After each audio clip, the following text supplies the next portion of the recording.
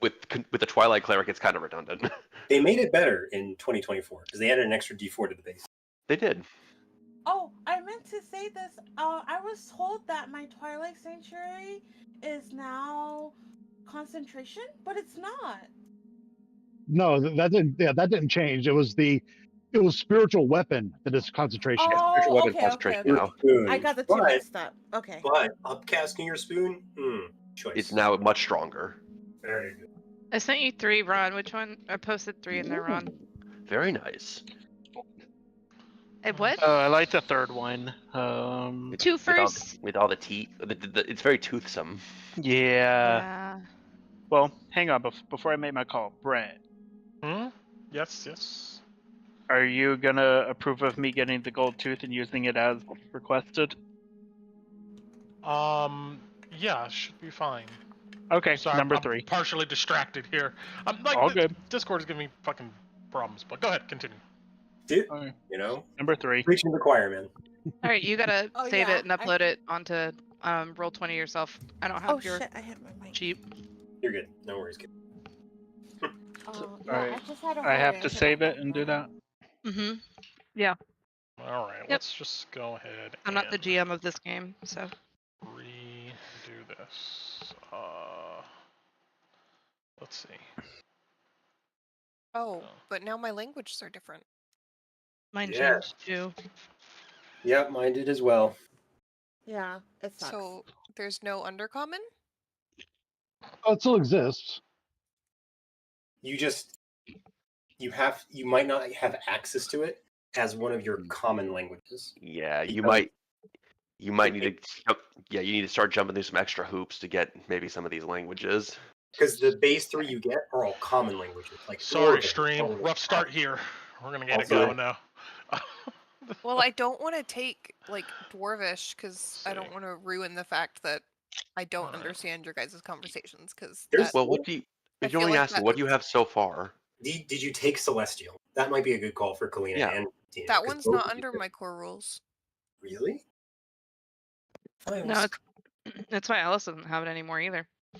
Because So we got it from race before, right? I had to take Common and Elvish because those two There made we go. sense, and then I didn't select one, and then I added Inferno because we talked to Inferno to Bati. Yeah, in-game we've talked already. Infernal before. Yeah, Hmm. so those are the 3 I have now. But I had to force Infernal in there because it doesn't let you pick it as a because it's not a race thing anymore. Yeah, I was trying to Or figure out how to language, fix that. If you go to your main character sheet, where there's like your armor, weapons, tools, and languages. If you click the gear next to that proficiencies and training, it allows you to add languages.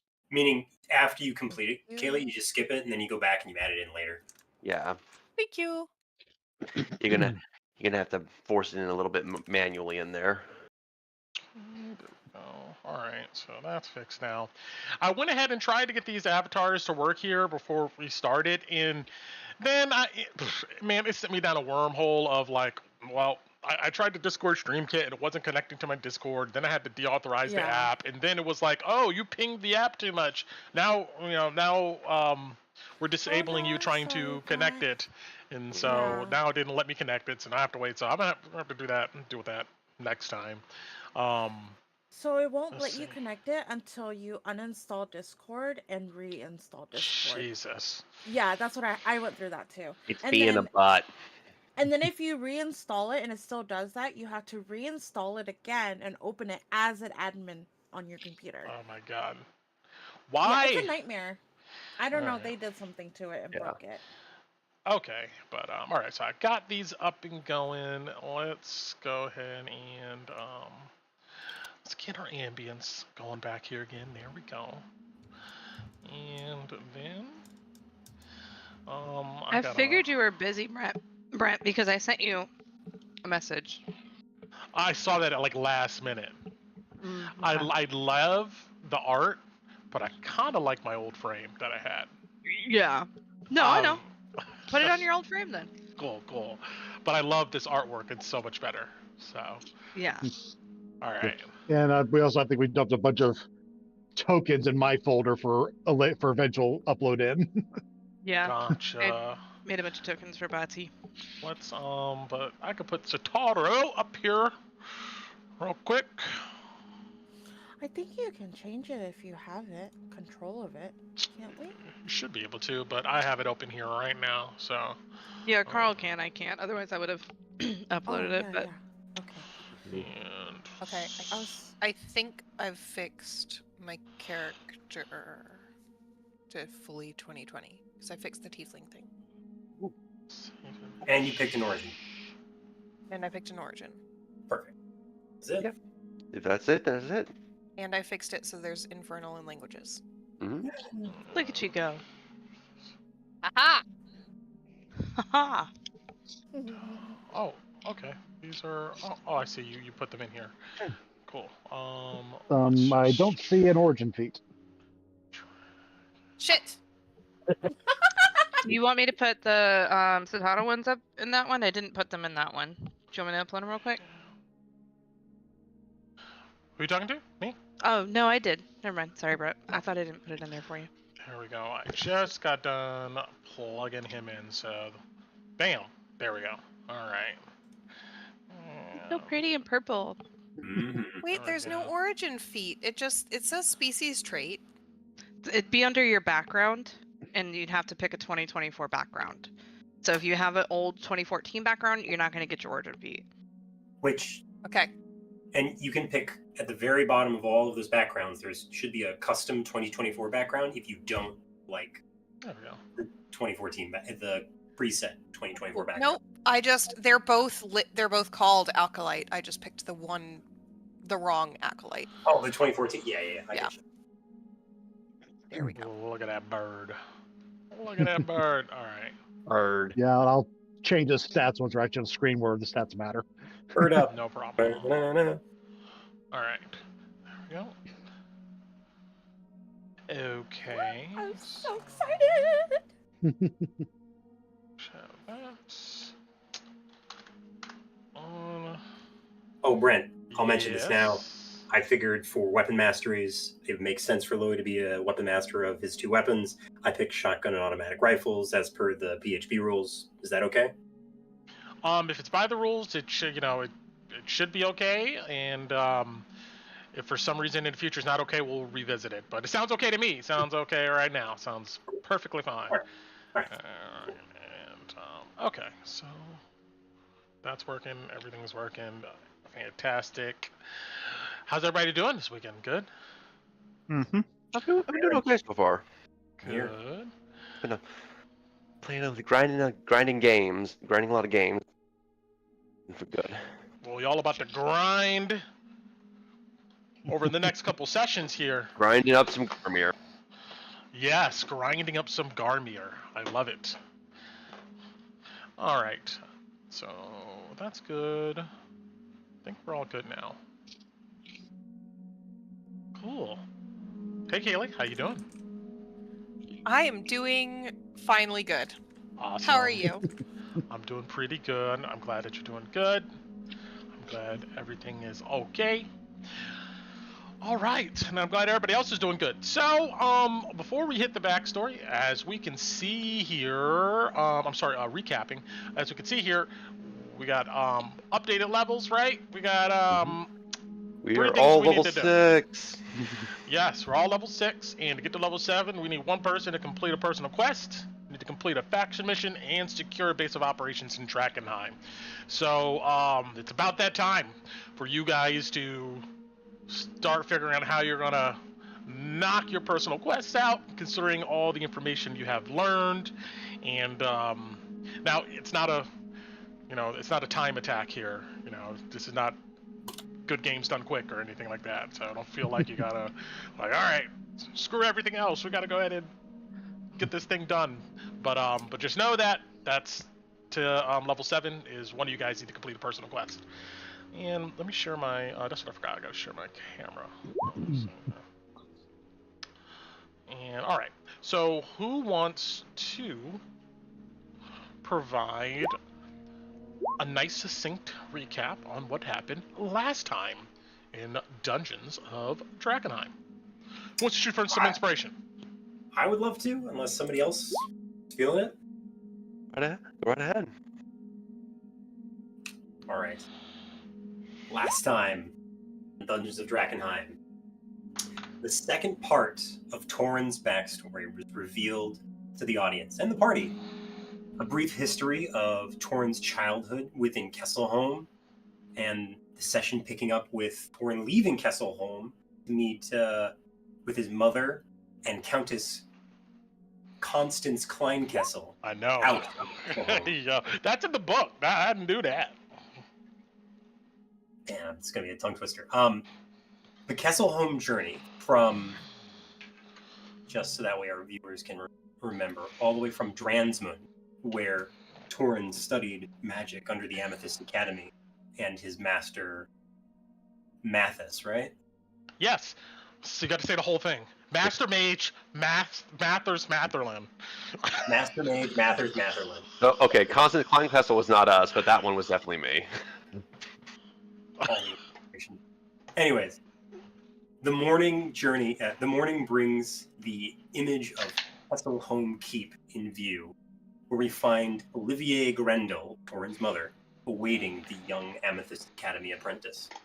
They talk of Torrhen's less than stellar physique, perhaps his lack of exercise out studying amongst the tomes and college campus courses, as well as the state of the injured from the civil war that are crowded in here in Kesselholm, as this is during the time period where Manfred and Cecilia are at odds with one another in the nation of Westermark. Olivier hopes to find, or help to find, the seals within Drakkenheim so that Manfred can be crowned. And they also plan on using some mercenaries to potentially deal with Cecilia von Kessel once and for all. And finally, a little bit of land is in dispute, apparently. And the reason why Miss Grendel is so interested in dealing with Cecilia is that several lands that once belonged to Torrhen's family have been since promised to some rather prominent elven nobles that she isn't exactly a huge fan of, and hopes that dealing with Cecilia, maybe those lands can come back to the Grendel family. Fast forwarding to the afternoon, Torrhen witnesses the delirium weapon, which is lifted onto a platform and targeted over the small lake just outside Kesselholm.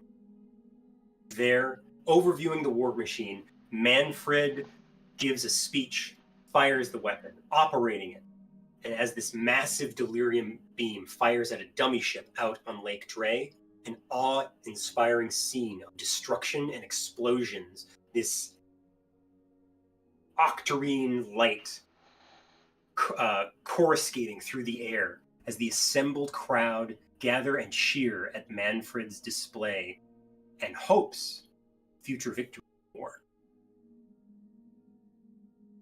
Those in attendance at the weapons display include various members of the Hood Lanterns, not the least of which Elias Drexel, Lord Commander himself, who, without a word, but a rather morose expression on his face, views the weapon demonstration and returns back to Kesselholm Keep, stoic and silent in his carved face and his steps back. Dining hall, where later then we find our guests gathered for dinner, taking in the relics of what appears to be a few odd pieces of Silver Order suits and shields displayed on the wall. At this event, we have several important NPCs, not the least of which includes Countess Constance Kleinkessel, Court Mage Diedrich Moors, Constance's court mage, Manfred von Kessel, soon to be king, apparently, Rickard Steelfang, leader of the Steelfang mercenaries, Herrick Kosler, a very familiar-looking man to Ron, who the party has run in with several times, and apparently a friend of Rickard's. Tokrin Grendel, our lovable brother or half-brother, probably full brother, of at least at this point, of Torin. Olivier Grendel, Torin's mother, and including Lord Commander Elias Drexel, who appears to be talking with a strange new figure, one Magdalena Vasari, former or perhaps current spy master of Manfred von Kessel and the former spy master of the King of Westamar.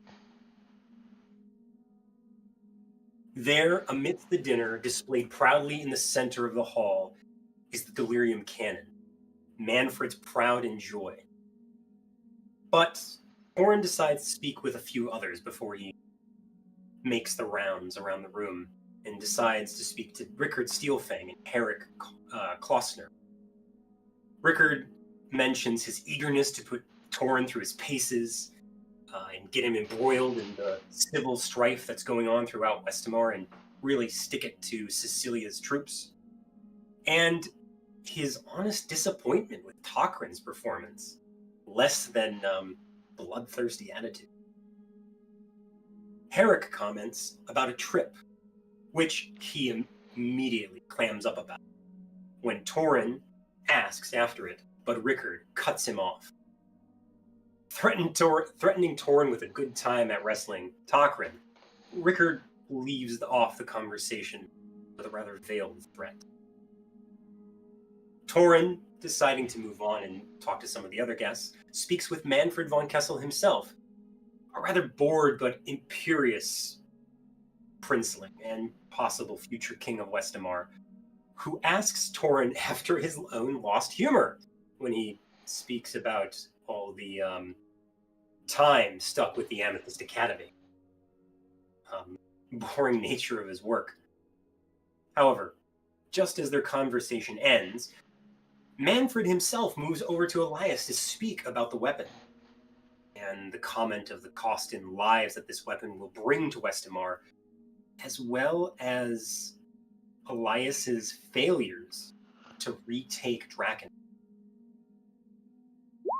Manfred also criticizes Spy Master Magdalena's lack of requiring the seals that remain within the city and the crown for his own sake. But, halting his tirade with a kiss, Constance Kleinkessel advises Manfred to go upstairs and rest, led away by none other than the court mage Diedrich Morris himself. And as the conversation ends, Constance makes a motion to the house guard. The doors are sealed shut after the heir leaves, and a conspiracy against Manfred is spoken of to replace him with someone more appropriate. She goes around the room and acquires various affirmations for this from the important folks assembled, Manfred's inner circle, as it were, before the Countess's eyes fall upon Torin, who, much like his mother Olivier, speaks the same odes and words of loyalty to Grendel, and therefore his loyalty to whatever plan that his mother decides best. We then return to modern-day Drakkenheim, where the party heads to the fortress near Shepherd's Gate, known as the Garrison. We pass by a statue of Jacob von Draken II, a ruler some 400 years ago from current day, theoretically said to have the von Draken curse of some kind. The party then briefly talks with Elias, whose mental state is less than stellar. He seems to be in, according to Tokrin at least, one of his moods. And at the mention of Spy Master Magdalena, a bit of fire finally sparks up in Elias, who actually starts taking an interest in what the party's doing here.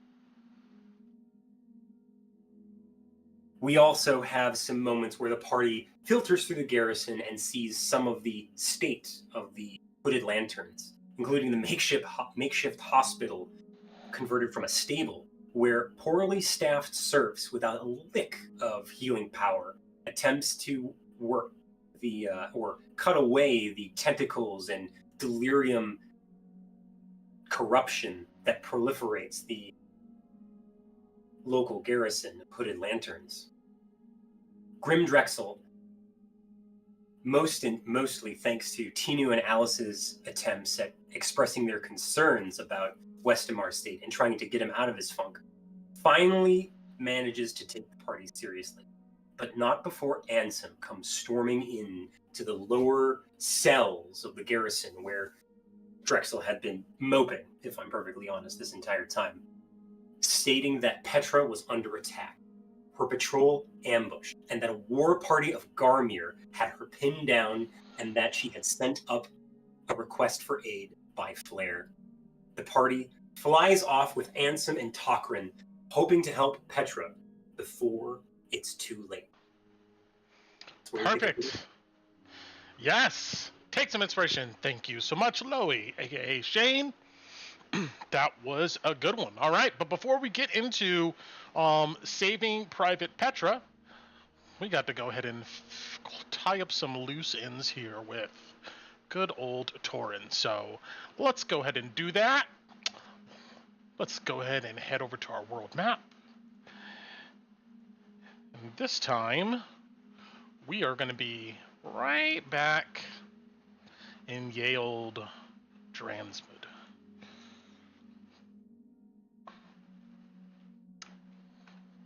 Right over here. All right. Okay.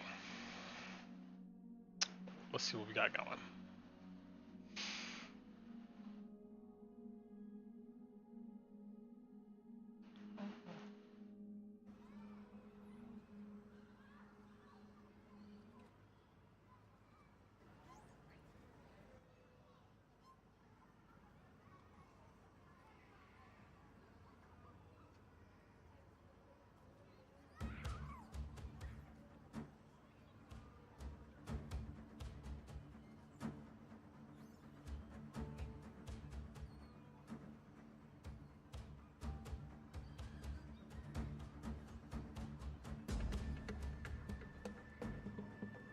All right.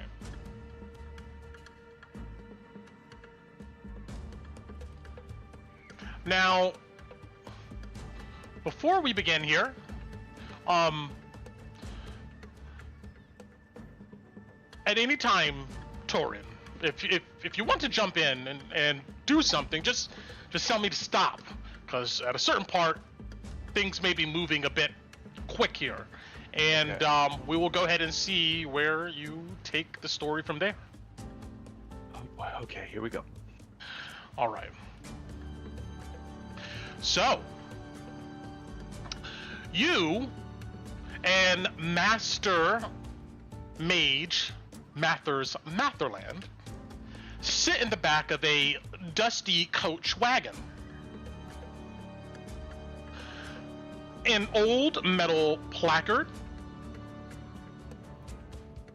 on the interior wall gives fair prices, and there's a small coin slot for deposits.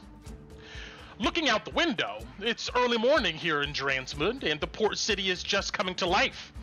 Traffic men shepherd pedestrians across busy intersections, sellers set up shops at market squares, and the bells of St. Jordana's Cathedral kind of echo out across the cityscape.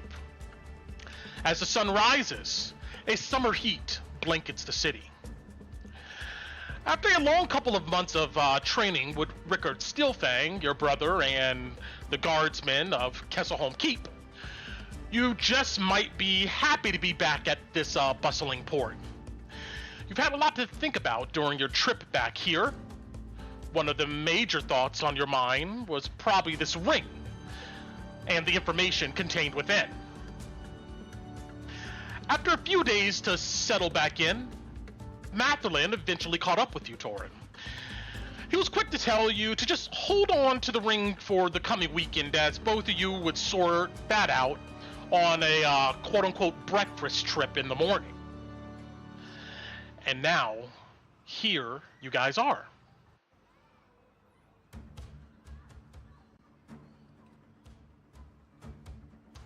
Let's see here.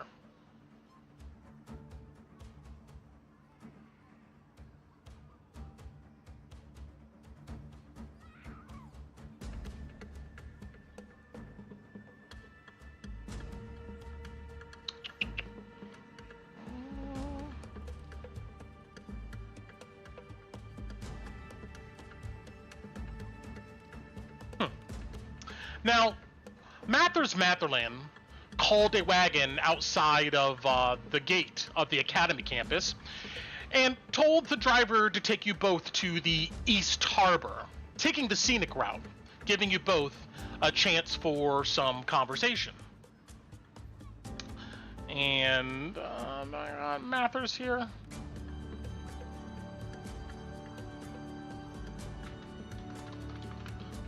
Let's see. There we go.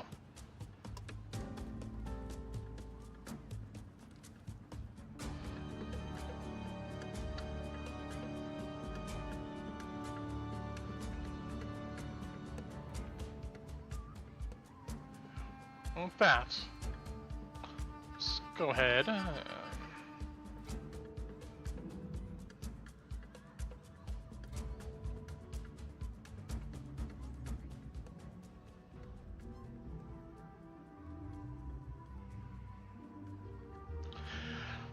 As the city drifts past you, moonlight, sun, the morning sun kind of flickering across your face, Mathers looks at you and gives you a nudge. I haven't had a chance to say this earlier, but I'm glad you're back safe. And you see he goes to, like, feel your bicep. With a bit more muscle, too. We may be able to find you some work as a bouncer at one of these local taverns. I mean, sheesh. Just looking at you makes my arm sore. I don't know. You could sell me a little short. You could put me down in storage. I'm sure I can move all the cargo for the academy around, make some extra money off that. Who knows? Maybe maybe carrying boxes is something I can put as a positive to any person research team. Just never offer to carry a gnome. Unless you want to get cursed out. Offer never. That Kesselwald didn't do much for your complexion either. You look kind of pasty. Yeah, it was weather was pretty over dour the entire time I was there. How was the family? Doing as well as they can. Mother is still not up to her best. Still not feeling great. We're still not sure why.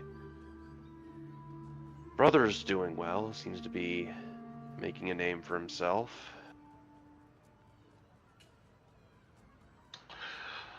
You see he pulls a stuffed envelope out of his satchel and he hands it to you. And there's some leave papers I signed for you in case you need to abscond again, for whatever reason. I just wanted to get that done in case you needed it, considering the circumstances. Thank you, sir. That's a lot of foresight. Always stay a couple steps ahead, as they say. Did you, use the ring?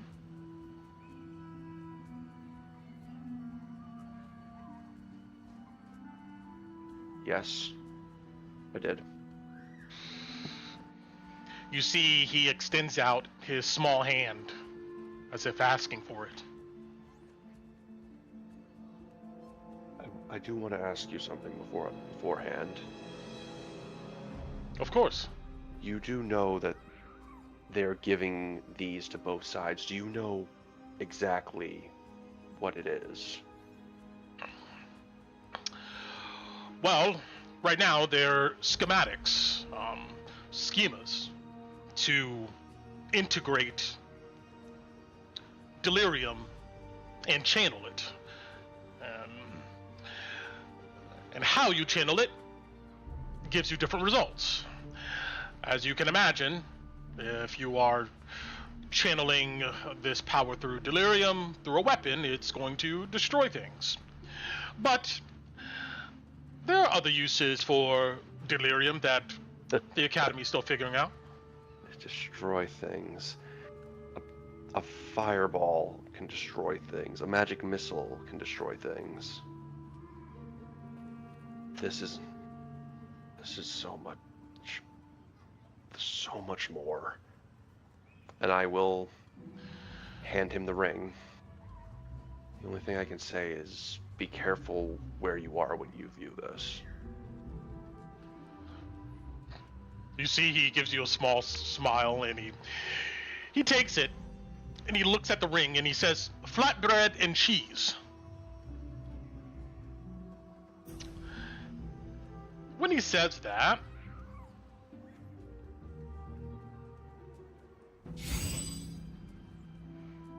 the ring's purple amethyst begins to glow. You see leap from its surface a small, three-dimensional, illusionary image of yourself and Manfred von Kessel standing near that weapon. Mathers performs a few gestures, and the image scales in size. You hear you and Manfred talk about the development of more weapons, him asking for the ring, him talking about how the court mage, Dietrich Moores, helmed the development of the weapon from whatever plans he acquired, and so on. And when it's done, the image fades. Bathurst gives a sigh of relief, and he looks at you. Well done, young lord.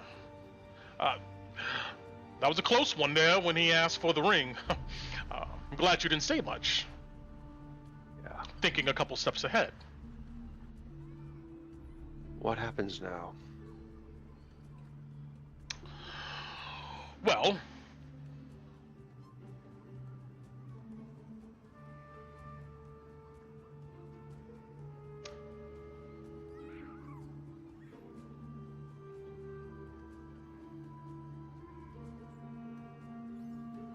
when this information gets out to the Academy, it will force the Grandmasters and maybe even the Directors to act. They'll most likely never sell another design again, afraid of being dragged into quagmire or politics around the Civil War, and I imagine the Academy will feel pressure to apply these designs to our own security, since the cat's out of the bag. They'll figure the nations and even the church will be inclined to start developing their own weapon schemas, and the Academy will need to stay a step ahead. And then you see he says more to himself. Then we can make the case to seize Drakkenheim instead of this slow surgical approach. And once we have the city, we can get inventive on securing the tower. Once we have the tower, the tools inside there can help us create things beyond our wildest dreams. But most importantly, we'll be way ahead of any other group in developing weapons, so we can finally protect Mageborn. Like us. Wait. What? The plan is to make more of these. As I told you before you left, Torin, this stuff here should be under the Academy's control. The only way to deter the nations and the church and others from making more is to make sure that we have the best. So a deterrent. That's what this is going to be, not seizing and decommissioning. We're gonna. Do you know what this thing does? I had a hand in developing this. I do know what it does. Yes. Think about it, Torin. The Academy is not a nation. We don't have an army. We can't just go to an active war zone and seize it. Imagine the alarm it would cause. It would just make matters worse at this point. The couple they have... We are a collection of people that can throw magic and pierce a man's skull from over 100 feet away. You can wave your finger and cause an explosion that can decimate a building. Changing the greatest of the Grandmasters can change the weather, call down the heavens, to go wherever they please by stepping on a circle in the ground.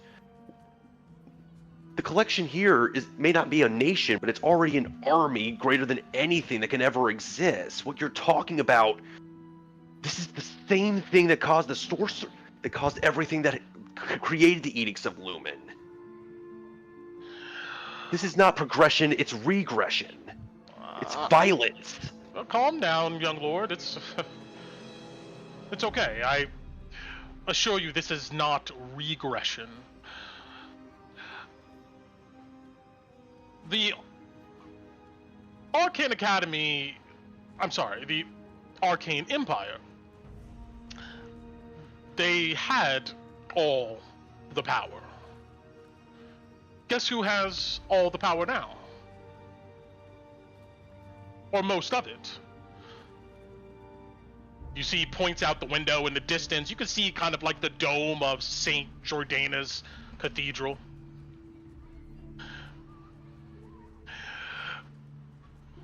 We just want to go ahead and make sure that that power does not further capitalize with those who already control this world.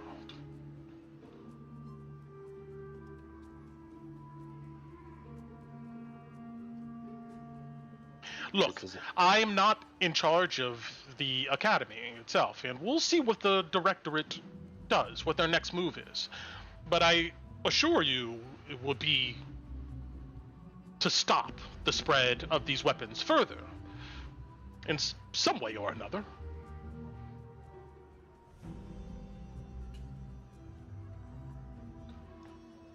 He reaches into his satchel.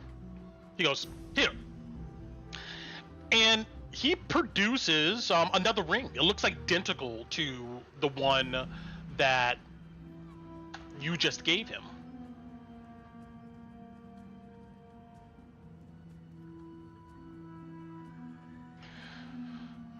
It's the prototype of the one you just had, just to keep consistent in case anyone in the future, like Manfred, wonders what happened to it.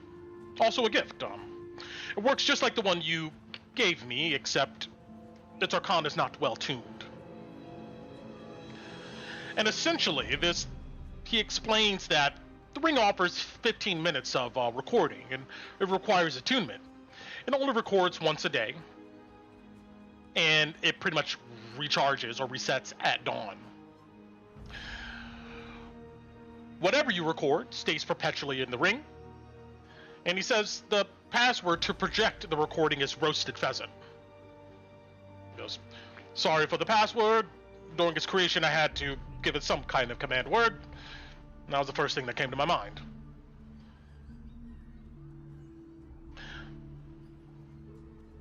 Oh, you see he reaches in his bag again, and he pulls out 2 wrapped up sandwiches, and he hands one to you.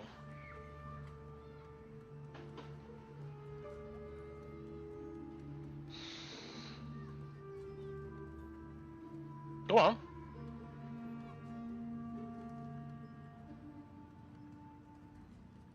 I don't know if you're just not responding, or he's just, Yeah, no. okay. I'm trying to think of how Torrance responding to all this. He goes,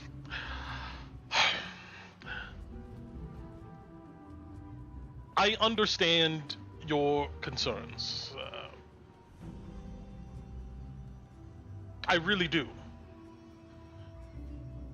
But the only way to stop this stuff from spreading now is for the Academy to get a firmer hold on how delirium works, its usage, developing weapons, and maybe some counter-offensive stuff.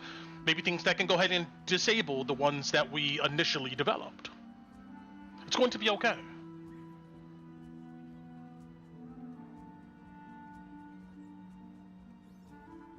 I understand perfectly, sir. He extends the sandwich out further towards you. Warren will take the sandwich.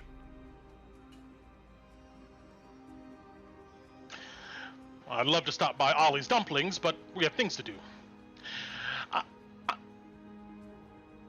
I'm not going to pretend like I have all of the plans here. This is more than just me, or 1 or 2 other people. I'm gonna bring you to the person who will probably have a lot more comforting answers. She knows a lot more about the situation across the realm.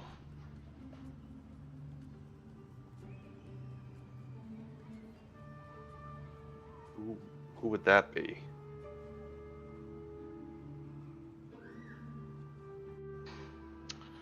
Grandmaster Ryan Greymere, of course. She's here in secret. Her announcement is more of a surprise. Plus, we don't want the Academy stopping her before her speech starts. In the next few days, there's going to be a lecture planned in the Academy. Ryan will be behind the lectern, and I guess surprise members with the topic of conversation. We'll record it and spread it to the other institutions.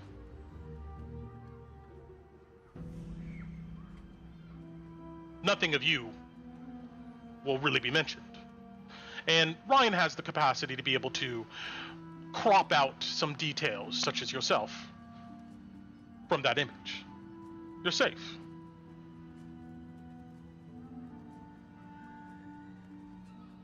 He just looks at you worried. What about my family? Well, your family's not responsible for any of this. It's the leaders of the von Kessel family. I will see what I can do to extract them from where they're at.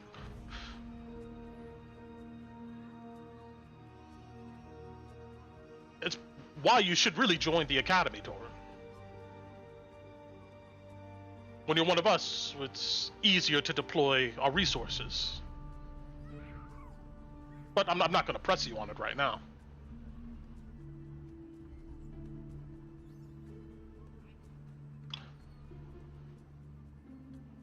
The rest of the trip is uneventful. Eventually, the wagon pulls into a deserted street, and you can kind of smell the docks from here.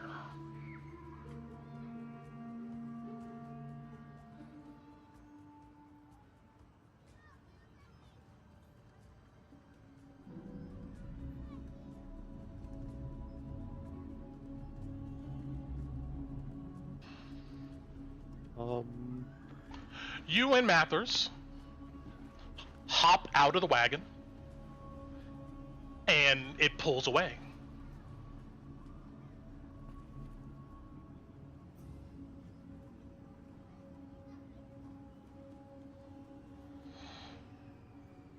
Both of you stand there, and you kind of look around cautiously. You can see and hear activity from, like several blocks away. Both of you stand before an aging warehouse. Morning sun pours over its foggy windows. Mathers whips out a small, thin copper rod about the size of a pen. He closes his eyes and he touches the rod to his temple, and then whispers some arcane language. Then he says, "We're here." After a moment, his eyebrows furrow. Then he performs the same ritual again, and he says, "Master Greymere." He opens his eyes and looks around suspiciously.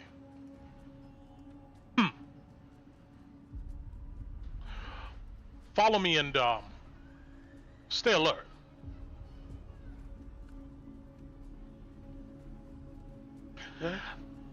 Real quick, Yeah. would it be perception or insight on the local area?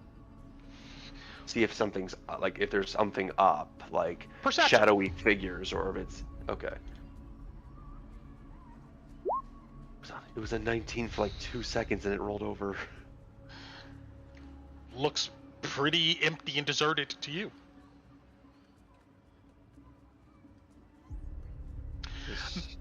This doesn't seem right. Maybe we should fall back. No, we have to deliver this. Just let me take the lead. Matherton leads you around the back of the building. Occasionally, he asks you to lift him up to peer in the windows. Both of you come to a rusting side door. Matherton tests the handle, and it opens with a squeal.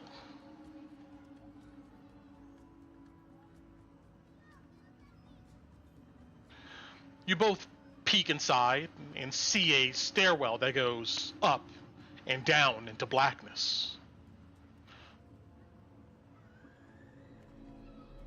Mathers looks around, and then he whispers, "Revolution!"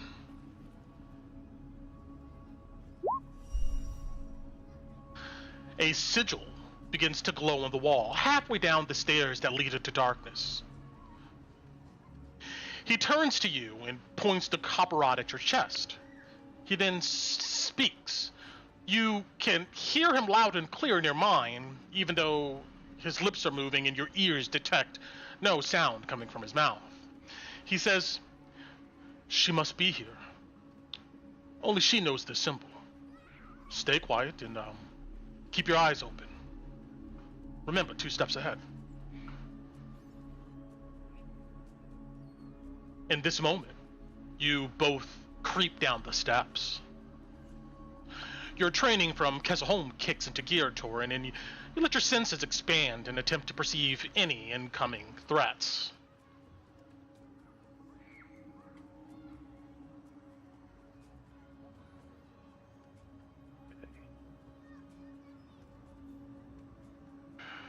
You carefully navigate through abandoned machines and rubbish. Mathelin occasionally whispering, "Revolution. Revolution. Revolution."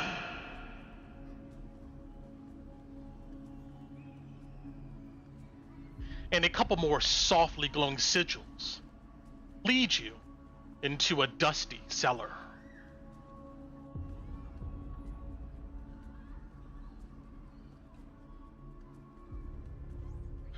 Mathers carefully explores the area. You see no one down here. And Mathelin comes back and confirms the same with a shake of his head.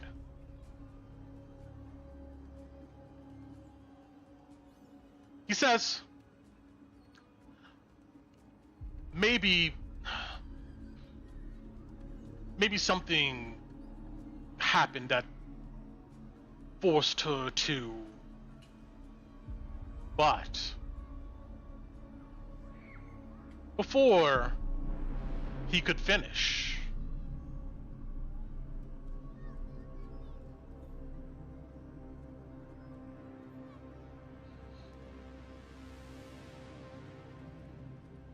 a deep, resonating masculine voice echoes out.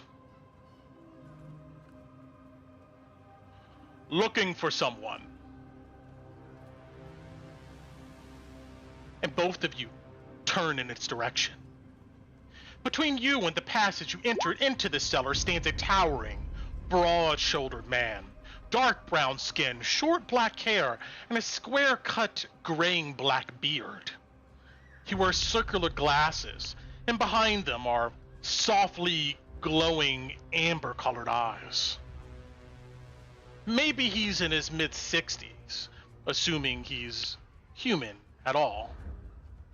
Kind of looks like this.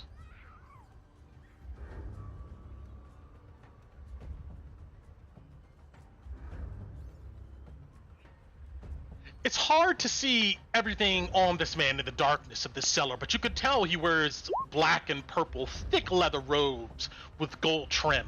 The robes have a sheen to them. His hands are clasped in front of him. And standing next to him, perfectly erect, with no visible support, is a staff tipped with a long purple crystal. Essentially, this guy almost looks like the wizardly version of Morpheus from the Matrix. Alright? Okay. Mathers takes a step back. And the man goes,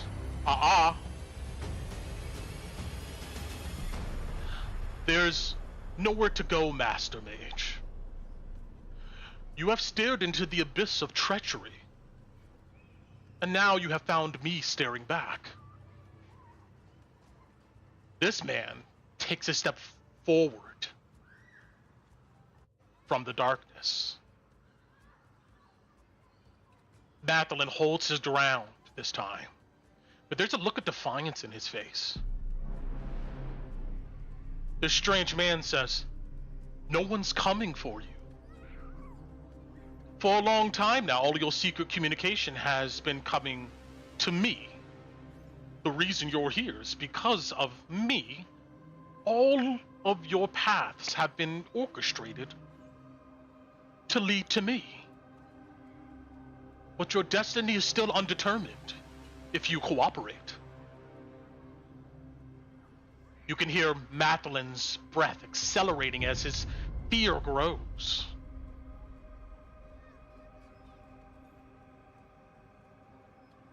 Suddenly, Mathers turns in your direction, Torin. He quickly utters some arcane shorthand and gestures towards you. His hand ignites with deadly arcane energy. With equal speed and deftness, this strange man in leather robes snaps his arm out toward Matherland. You see the arcane energy around Master Mage Matherland's hand just fizzle. The stranger in robes reaches out with his other hand towards the professor. And you see Matherland lift off the ground, almost in like a Darth Vader-like force choke. Matherland's legs flail as he tries to resist.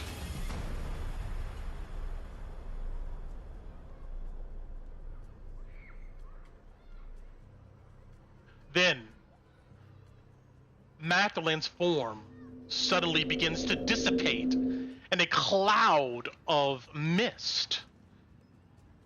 The stranger firmly declares no, and Matherland's form solidifies again. Matherland, gasping, turns to you, Torin. Run! The stranger with the amber glowing eyes looks in your direction and tilts his head slightly, as if daring you to flee. What do you do?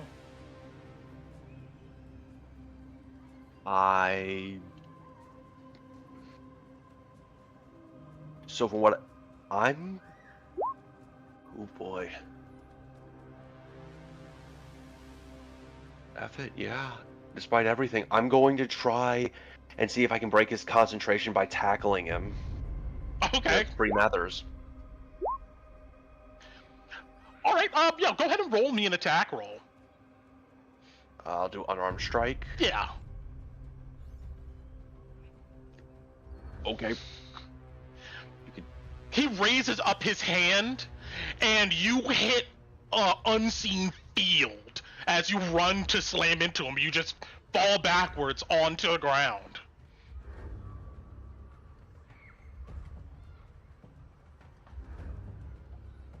The stranger turns back to the floating, struggling gnome, and he demands, "Where is she? Where is this ring?" Mathelin gasps but says nothing. The stranger turns his glowing eyes towards you, Torin. You've been used, Torin Grendel. With whatever information you possessed, it would have been used to start a war.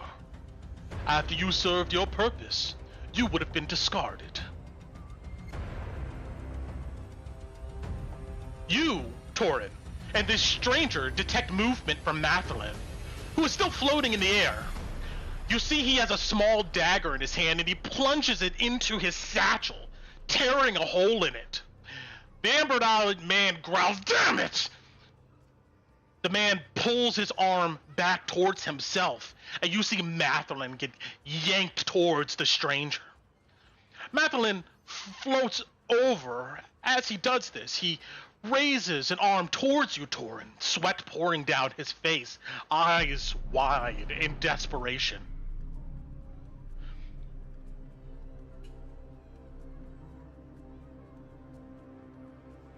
His hand lights up with arcane energy. The tall-robed man snatches his staff from its freestanding position and points it at Matherland. An arc of brilliant lightning streaks out, blowing a hole in Matherland's chest at near point-blank range. It goes through his chest, out his back, and slams into the wall. Matherland, at the same time, blast off a bolt of arcane energy just past your head, and it slams into the floor.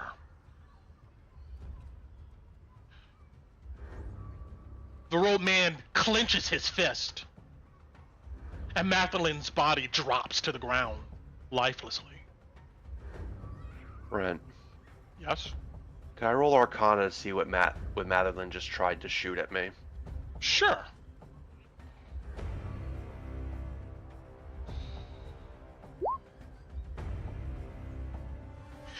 You know it was definitely evocation.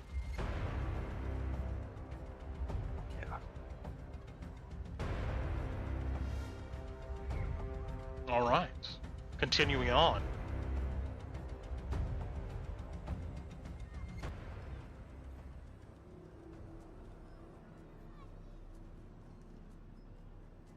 Torin, as your mind is trying to wrap around this situation, you stare at Matherlin's body on the ground. But you notice something strange. Instead of a bloody, gaping wound in his chest, there's no blood at all. Instead, his cavity looks to be filled with some white crystalline substance. As this white stuff steams, it seems to dissolve into pools of water. You realize Matherlin's interior is completely made of ice and snow.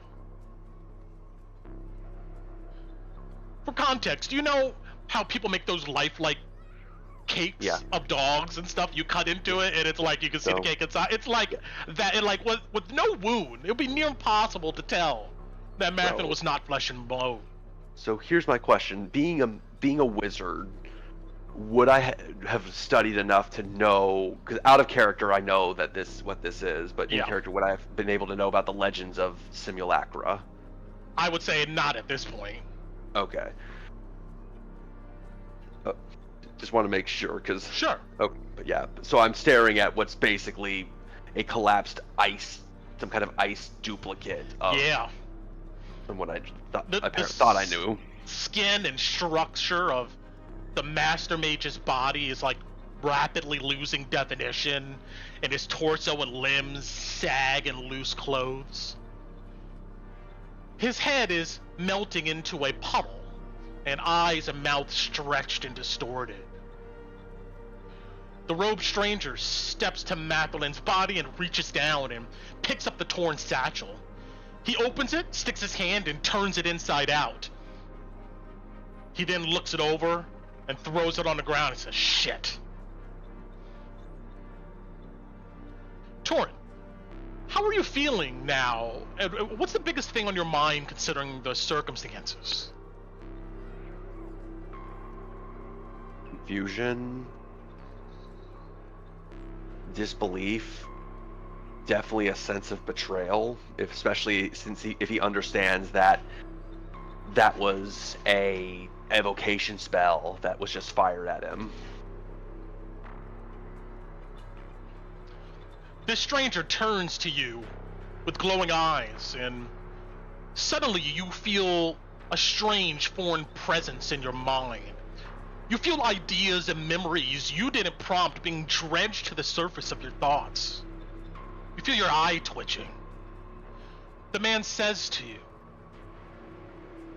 "Did he tell you where she went or where she is?"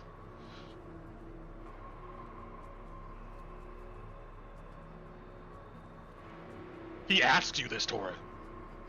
The only thing would be the conversation of what the plan, what he was told was. I think with much of a loop and what he's feeling right now, he would not try to hide that, especially with how powerful this person before him is. You see, he listens to you calmly, doesn't interrupt.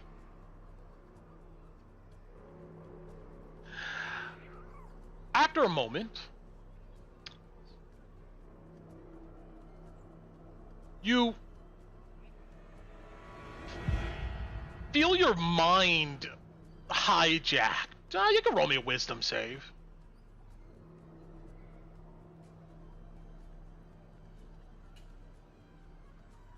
Yeah. I would say with what War Mage training I have at this point, one of the first things you learn is Arcane Deflection. I would add 4 to that.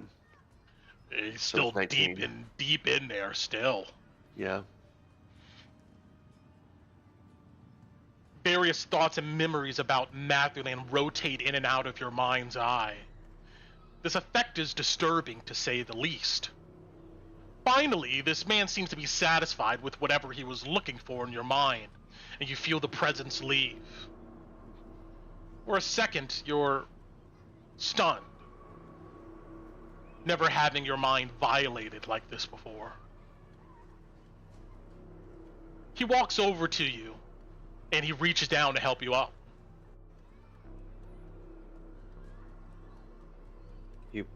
Horn would let him do it. You smell he's wearing some type of cologne. It's like a cedar. I apologize you had to witness this. But that was not the Master Mage. It was a copy of him created by those that wish to do the Academy harm. He was programmed to be here, and probably to kill you in the event of a failed mission. He then thinks to himself, wise of him to misdirect me. But he will be found, eventually.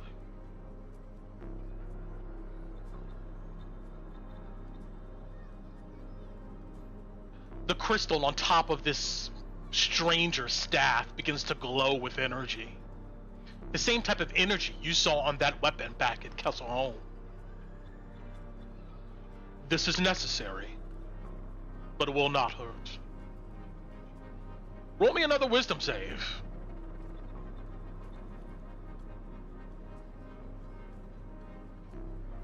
I'm adding another 4 on top of that. That's a 20. That's gonna be a 26. Roll me another one. You see he looks frustrated and he gestures towards you again. 16. Your body goes rigid. Regardless of results, I try to resist this as hard as I can. You're strong. He nods with like almost approval. Don't move. He whispers some arcane language as he stares into your eyes. That amber glow is almost hypnotic. After a minute, he says, "You will not discuss the events that happened here, or any prior events with Master Mage Mathulan, with anyone."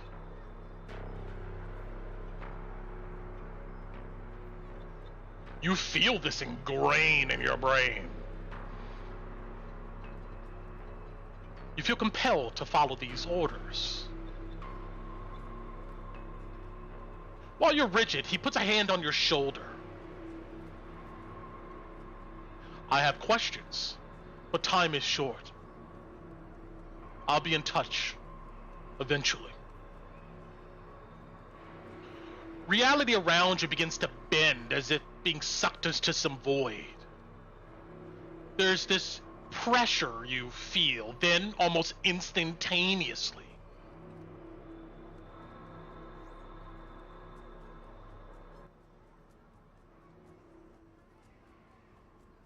You're standing outside of the academy gates.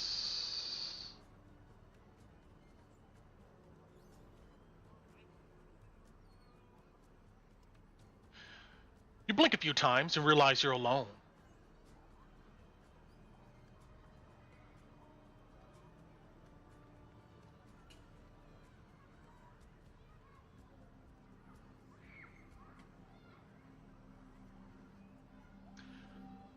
The next few months at the academy were strange, to say the least.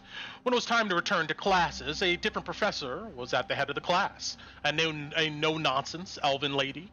She simply told the class that Master Magdalene had an emergency and would be gone for a while.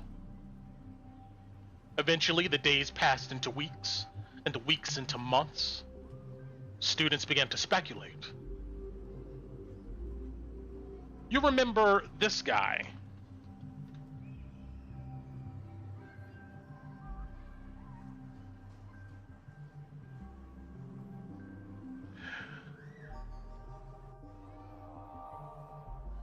Approaching you, and he asked you what happened to the Master Mage.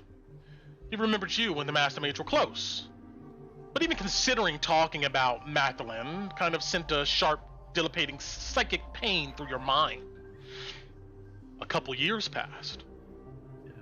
News of this Civil War ending came and went, but Magdalene never returned. You kept expecting that other man in robes to show up, but he never did. The impact of that event, although not forgotten, began to fade. Eventually, you received that letter from your brother, Takrin, and you looked at the leave papers Magdalene gave you. Graduation was coming up, and you began plotting your leave to Drakkenheim. And that's where we end that. All right.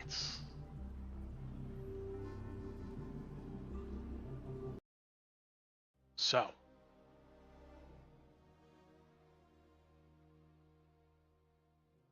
Now, the rest of this session is going to be combat, pretty much, guys. So, strap in.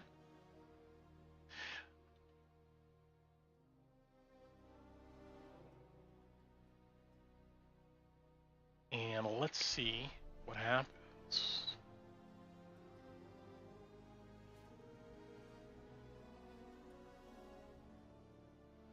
All right, so we're all here.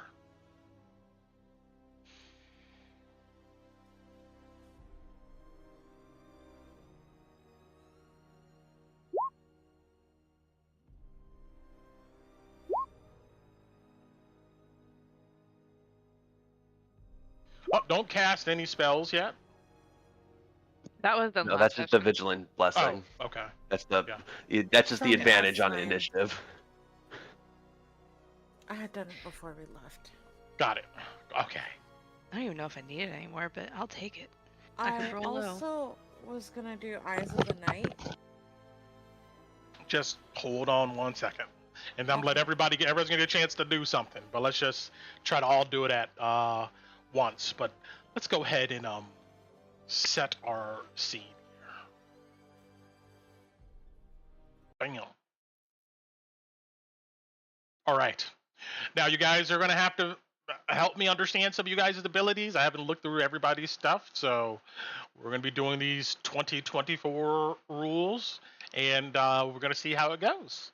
And there's gonna be some NPCs you guys are gonna be able to control, the hooded lanterns and stuff. So expect to help me with that.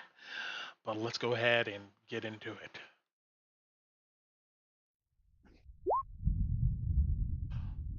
Thunder rolls across the turbulent skies, and the sun hovers at the horizon, illuminating this storm boiling above the city. Light is quickly fading, and a creeping wall of darkness moves across the valley and the dead city as the star of this world plunges the land into night.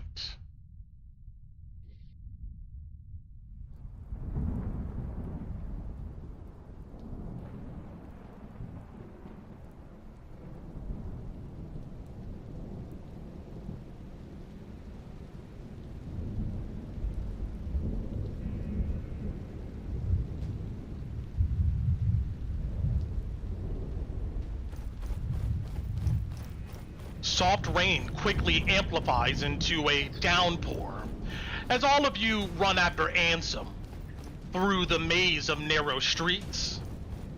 Those of you with low constitution feel your lungs burning as Ansem does not let up. He goes left and right, then through a broken shop window and out a doorway, over a barricade of shattered wagons, under a collapsed pillar. He just keeps going. It's about impossible to track where you are right now. Then, you hear it.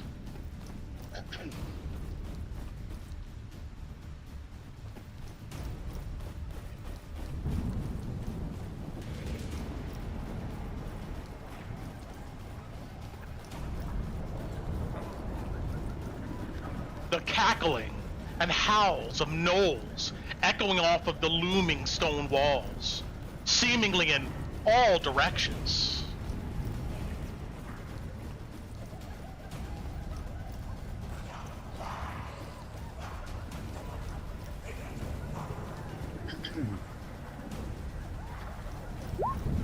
The sound of men and women in desperate combat begins to filter through these cackles.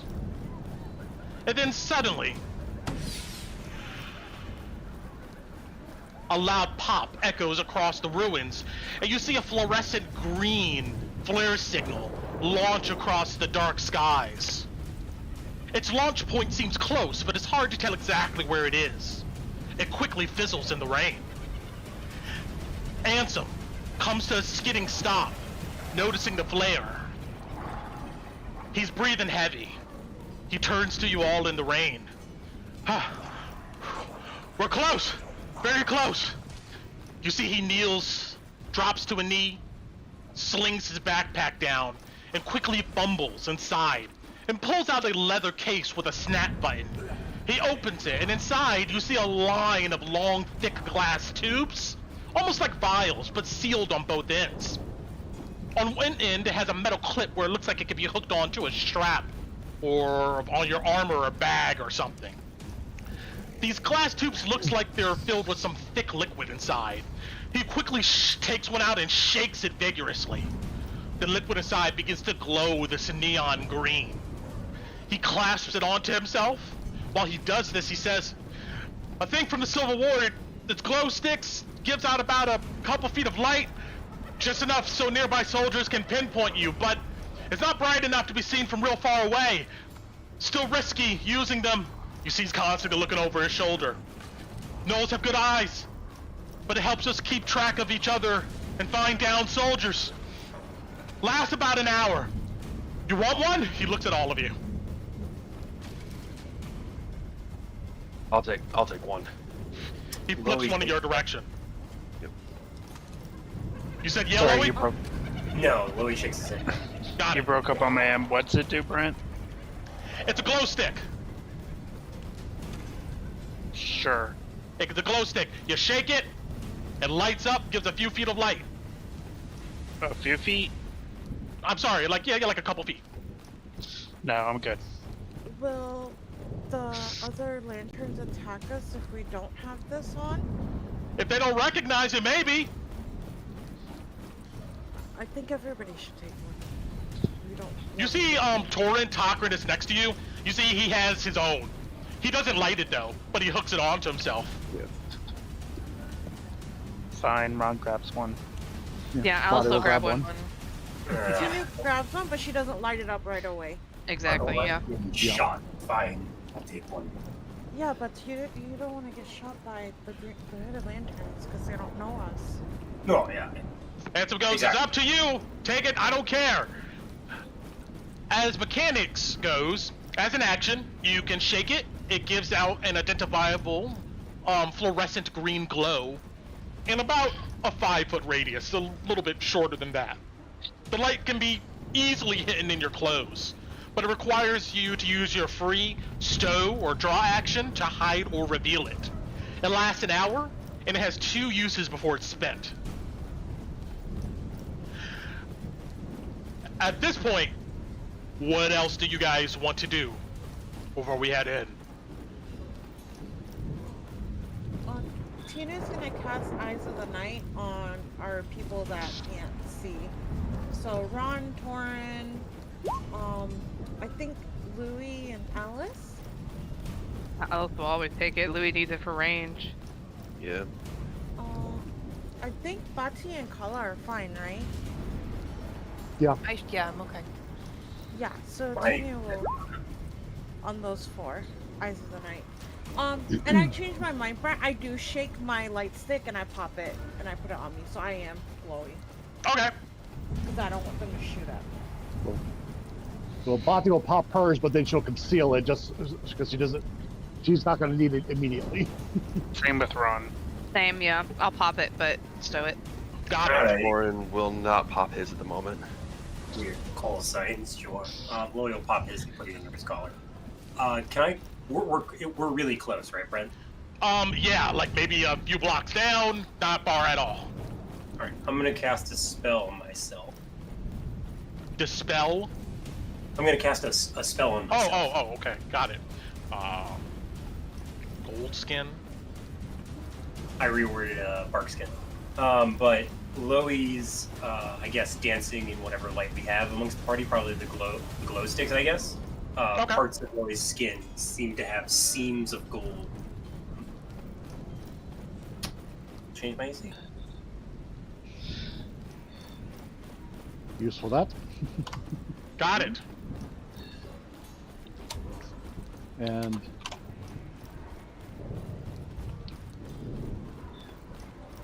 Oh, Alright. Adi, Hmm? come here. He's right next to you. Loey touches you and he casts a spell on you. I will cast Long Strider on Annie. Let's go. Tina also gives Kala a signal whistle. Oh, thanks. Got it. All right. Anything else?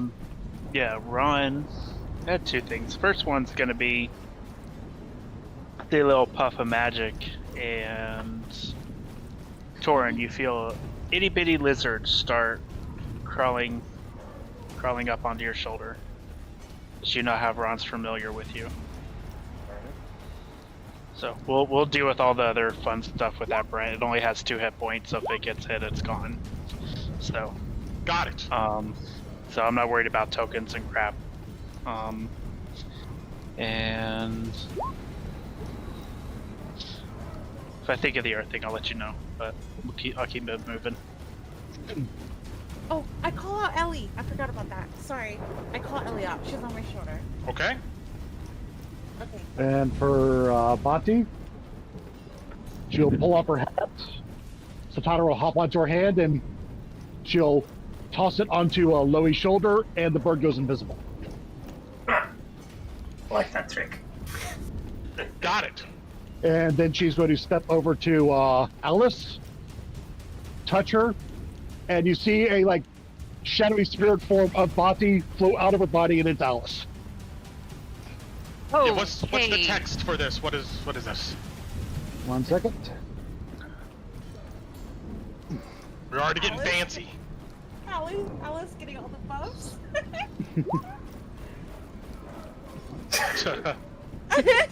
Guys, put me into handsy with Adi, okay? And then way up to you. Feel like you're in church at the altar. Right? I was like,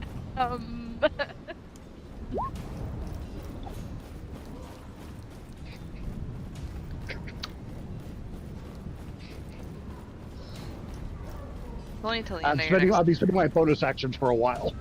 Okay.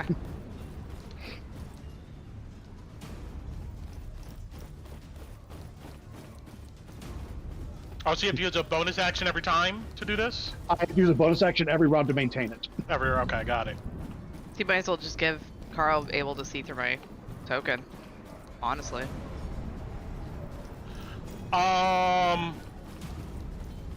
We'll see. It requires how it no goes. trance. Yes. All right. We are under the effects of heavy precipitation.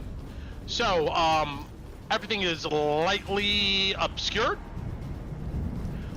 And creatures have disadvantage on wisdom perception checks that rely on sight.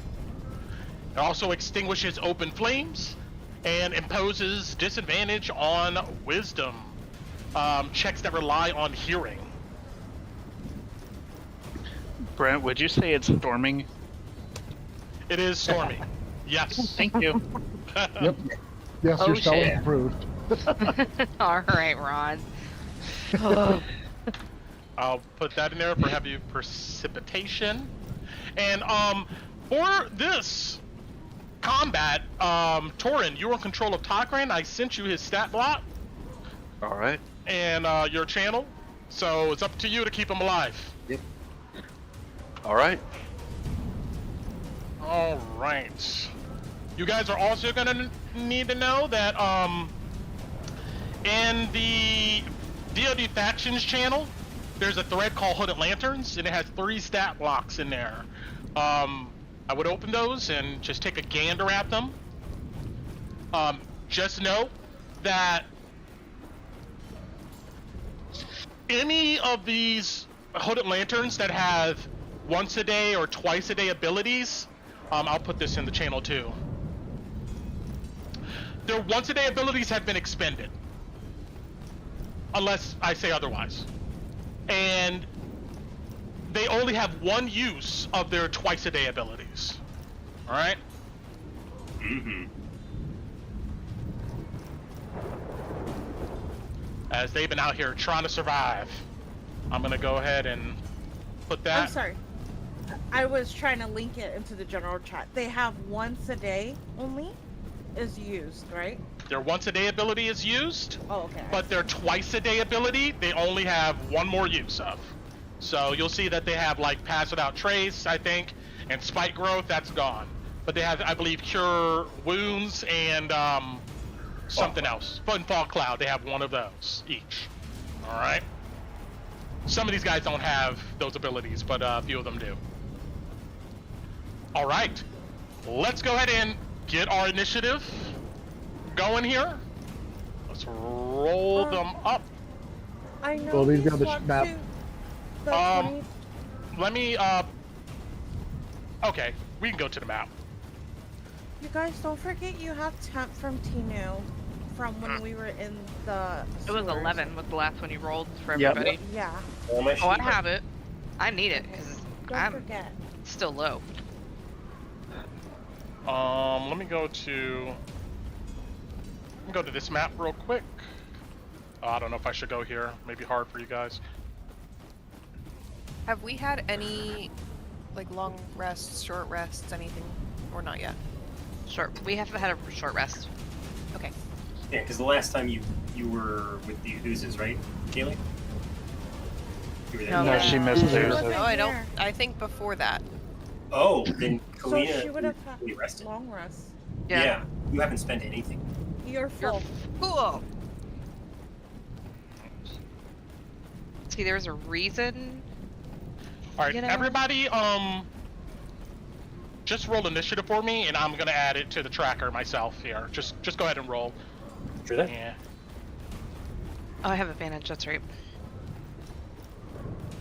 Add. Hang on, I got advantage. See if I get higher. Nope. Yep. 2318.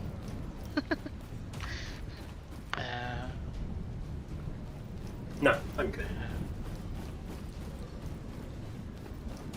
You sure? Yeah, I'm good. Oh yes, I'm in the middle. I love being in the middle. I thought about it, but Louis wants this roll. I hate being in first. You don't want to switch with me, Louie? Do you?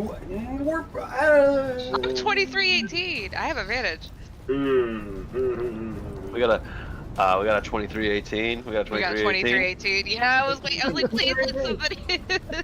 I'm only 0.0 All right. off. All right, if you want to switch decks, I don't care. It's up to you. Well, it's whoever has the alert feed, I guess. He has the alert fee. Yeah. Yeah. I don't care. Yeah, Louis will go first before him. Okay. So Louis has my initiative, and I have Louis' initiative.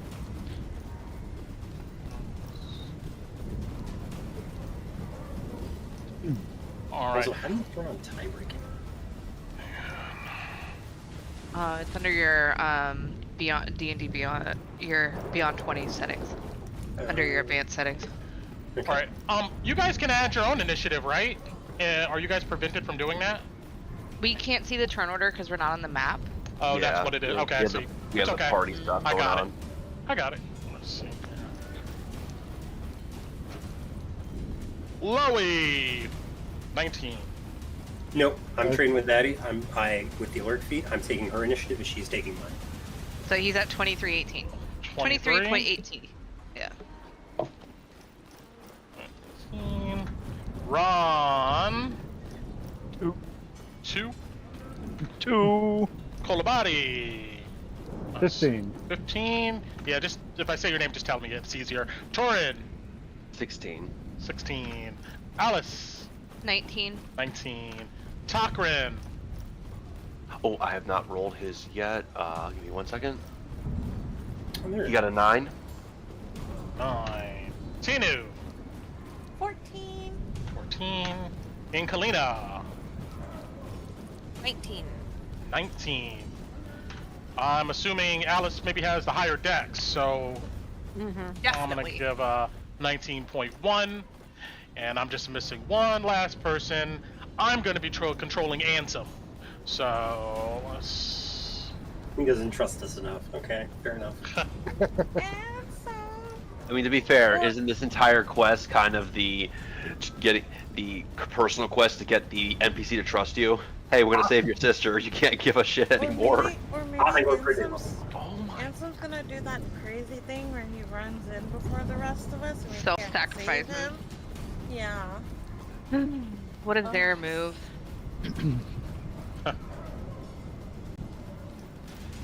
Those who listen to the Curse of Straw podcast will get it. Yes. And he gets a +4. He's There, at that's it. 17.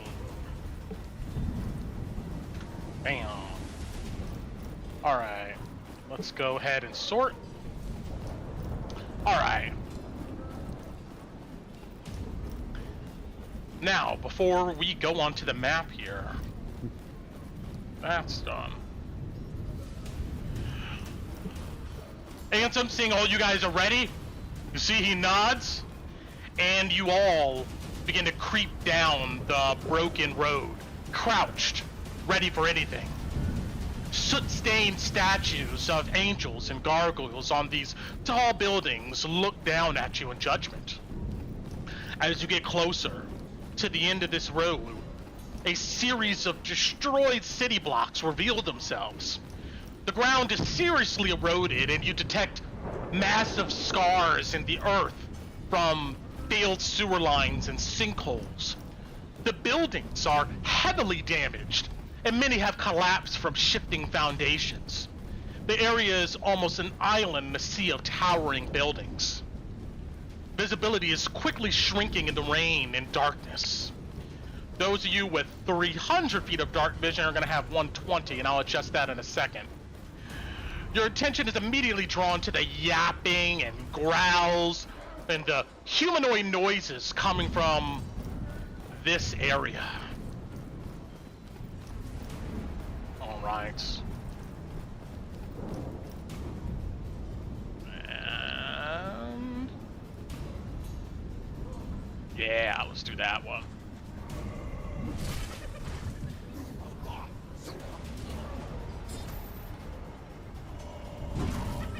Jesus.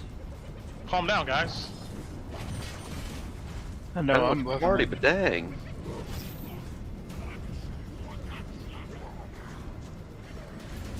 Welcome to the party, pal. I can see. We can't fight. Oh no, I can see. Yeah. That's always the second bit, huh? All right. So, I believe we got everybody, all of our allies in our turn order list. Now, I already adjusted Tinu's site, but I need to adjust the rest of you guys. You gave it to Alice, right? Alice, Yep. Torin, Lou, and Ron. The turn order isn't there for me. Me either. No, it's on mine. It's not on mine either. Yeah, mine's blank as well. Just because I switched the map, it didn't, you know? It's supposed to be on the map that we were. It's probably because we weren't here when you did it. That's retarded. It should go across all maps. I mean, let's see. Use it Fair. every word. What it should do, yeah. For what to do it when it does. It's API code. It's not fun. All right. So Torin, Tinu, Oh. Alice, Alice, Louie, and Ron. and Louie, and Ron. All right, already did that one. Save. Excellent. Okay.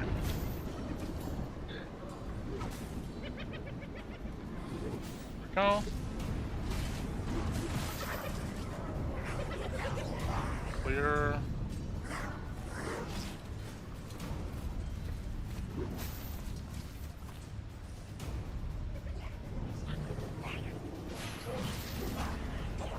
Everybody, just add your own initiative in there. Sorry guys, I didn't know that was gonna happen.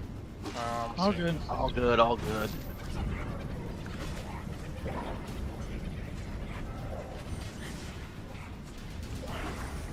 I'll put 19.1 for mine. Was what you had.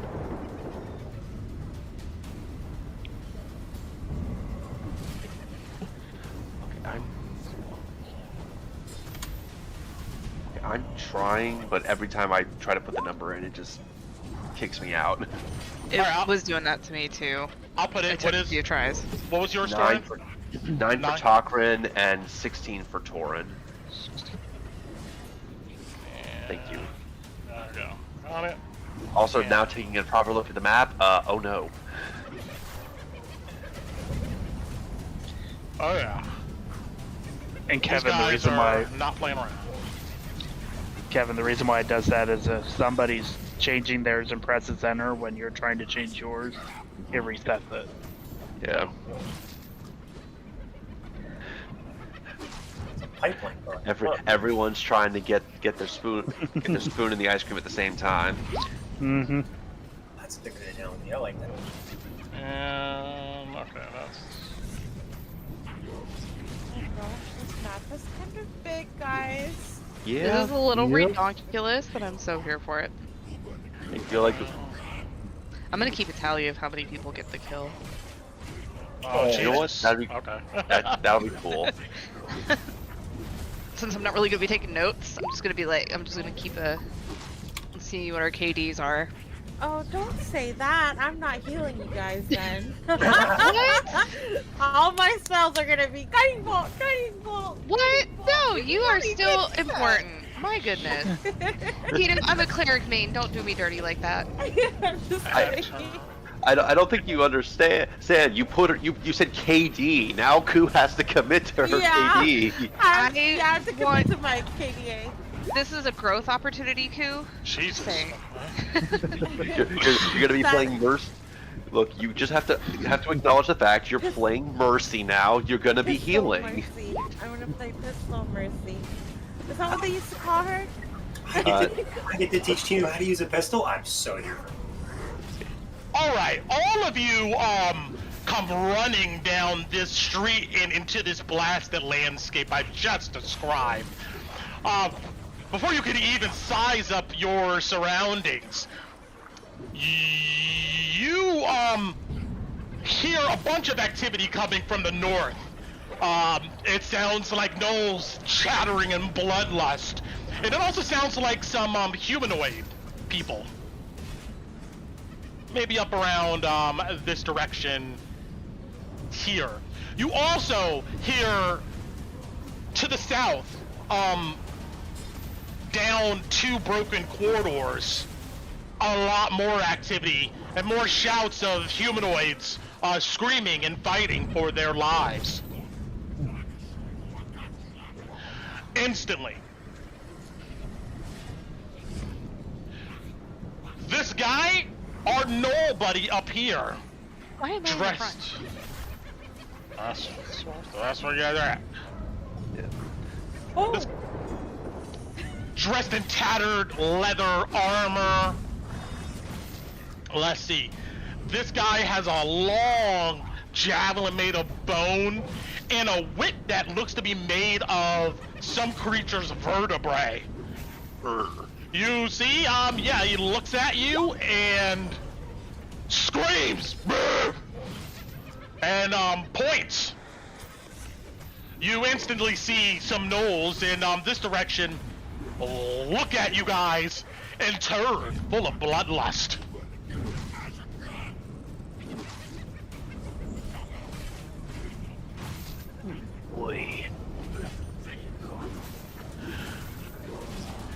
You see, he takes one of his bone javelins and heaves it at you, Alice. Why me? Horn 'Cause is you're right right there. Oh, he's Horn gonna get is one too. right there. Oh. Okay. Let's see here. Does a Yeah, 21 hit? All right. do they get the disadvantage because of the storm? No, it's not disadvantage to ranged attacks. It's disadvantage to perception. Oh. Yeah, it's not like heavy winds. So, Oh, okay. yeah, it's just raining heavy. And he's right there. He's 20 feet up on this broken, dilapidated ledge, in this area here. And yeah, he throws one at you, and he throws another one at you, Torin. Well, Easily duck that one, but this, when it hits you, lands true. You'll take 9 points of piercing damage. Nice. Alice is gonna kind of see that. I'm gonna use my reaction to do uncanny dodge and kind of like grab it as it's coming at me, so it only does half damage, and kind of let it like skirt past me. Got it. You then see, he disappears from the edge of there.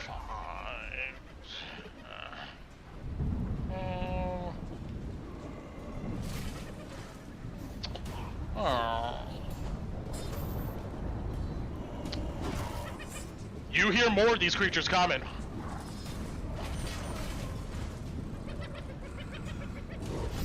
Another one seems to be coming around the corner. That's its turn. Loey, what you doing? Well, I'm gonna shoot some folk. I'm gonna level Whisper down the corridor. And, oh, you... Alright, fine. You get handled by all the other people then. I see this guy, and I see this guy. Both within 90 feet. Perfect. Bonus action, I'm gonna Hunter's Mark this guy. Yes. Concentrating. Just the spell. And then I'm going to take a shot with Whisper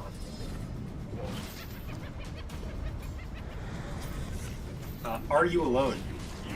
He appears to be alone. Perfect. 27 to hit. Oh yeah, it hits him. You're going to take Long Nights. I'm not going to reroll that. 9 plus 5. 14 points of piercing damage on the first shot. Ah, but it slams into his chest with impact. You see him stumble. He's still there though. Shoot him again. That's a crit.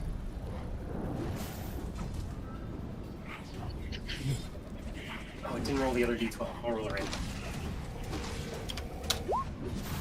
15 plus 6. 17. 23 points of piercing damage on the second shot. Yikes! Another one almost blasts him off of his feet, but he staggers. He still stands, although he's bloodied. Strong fighters. keep an eye out. I'm gonna get height. Loey calls out to the group. Can I come up to this wall? Yes. How high is it? It scales up. We're gonna say 30 feet. It goes Right. to a lip and it continues to go up. I've got a climb speed that's equal to my walk speed of 40, so it only took 5 feet to get there. I start climbing up. It's raining. It's slippery. You want to check? No, just half speed. Sure then. So I get up. You want to call it 15 or 20 feet? Say that again. You want to call it 15 or 20 feet? It's 20 feet's 17 and fine. a half. I got. 20 Okay, I feet. got you. Yeah, 20. That's fine. Okay, all right. Now, there's no like. What I'm describing is that it goes up 30 feet, then it continues to go up another 30 feet or so before there's like an actual roof per se. So there's no lip to really like stand on up here. You'll have to commit to just hanging here. I'll have to get to the roof. Yeah. Gotcha. So I'm saying 60 feet up. Okay. All right.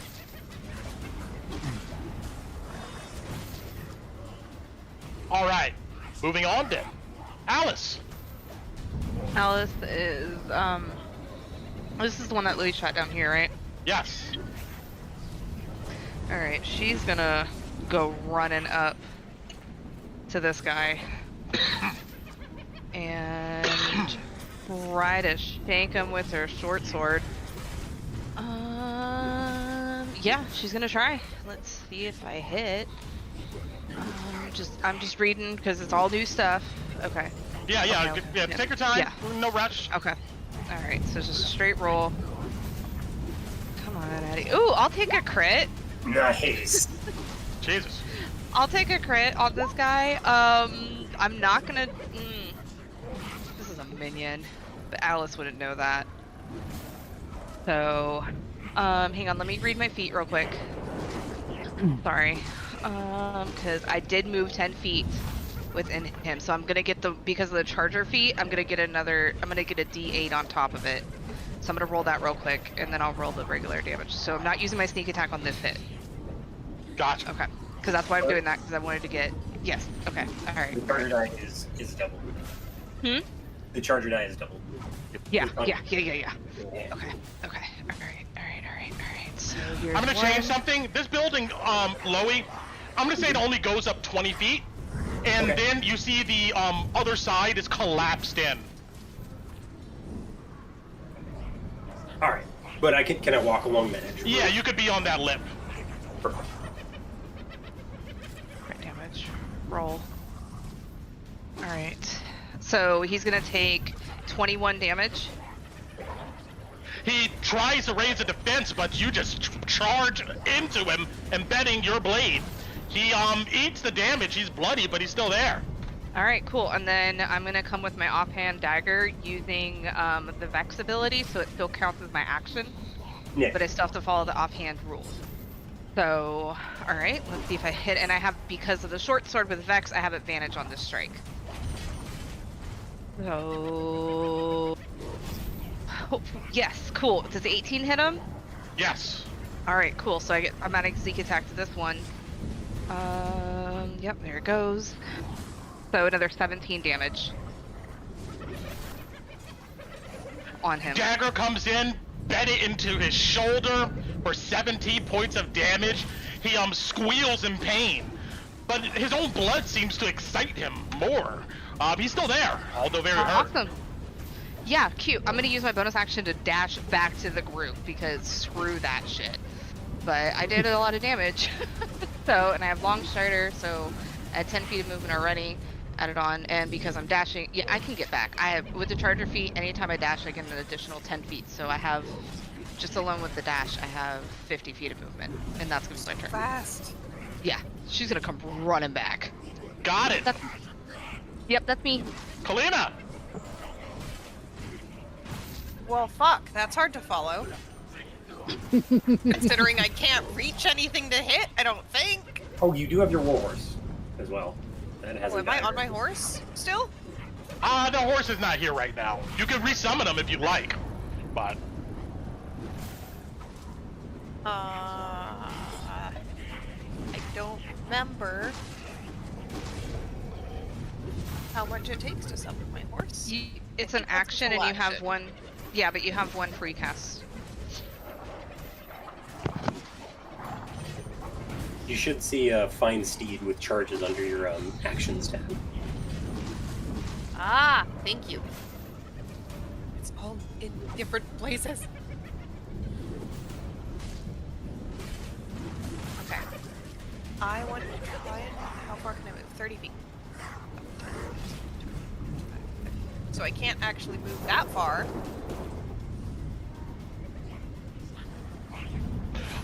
Loey, from your vantage point here, you can hear a bunch of like screams of obvious non-gnolls, humanoids, coming from this area and to the north up here. You get a sense maybe some folks may be pinned down there. That makes sense. And then I'm going to use... I can use both a cantrip and a spell, right? It depends. So- If the spell is a bonus action, then yes. Yeah, if it's an action and bonus action, you can use a cantrip and a spell. Okay, so then I'm going to cast Shield of Faith. Okay.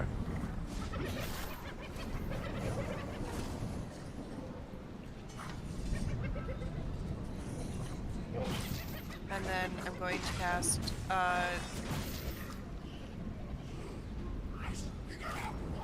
Firebolt on the one that's closest to me. Yeah, that Because works. there's two here, but one of them's a little closer. So.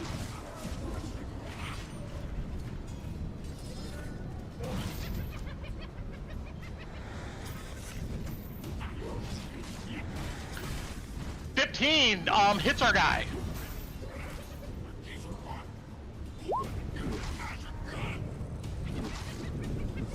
Ten fire damage. And 10 fire damage. Slams into him. He staggers. You see, his legs are wobbling. He has a hard time standing up. That's all I got. Got it. Moving on. Also, Loey, to the south of you in this collapsed building, you see the roof has collapsed in. Water is kind of streaming down and pooling into this corner. You see that there looks to be a broken hole here that leads into some other rubble. And you can hear some activity coming from there. But meanwhile, our berserker here. Oh, let's see.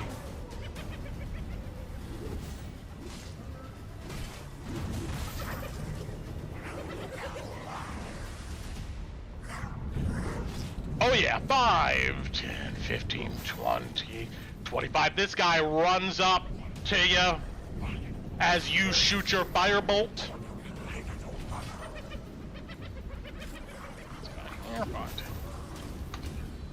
This guy runs up. See Loey up here on the lip of this building. You see, unhitches a longbow and takes a shot once and twice at Loey. That's an 18 connect.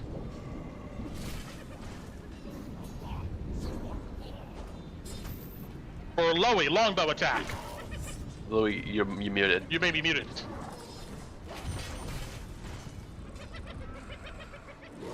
Well, we'll get back to maybe it's audio issues.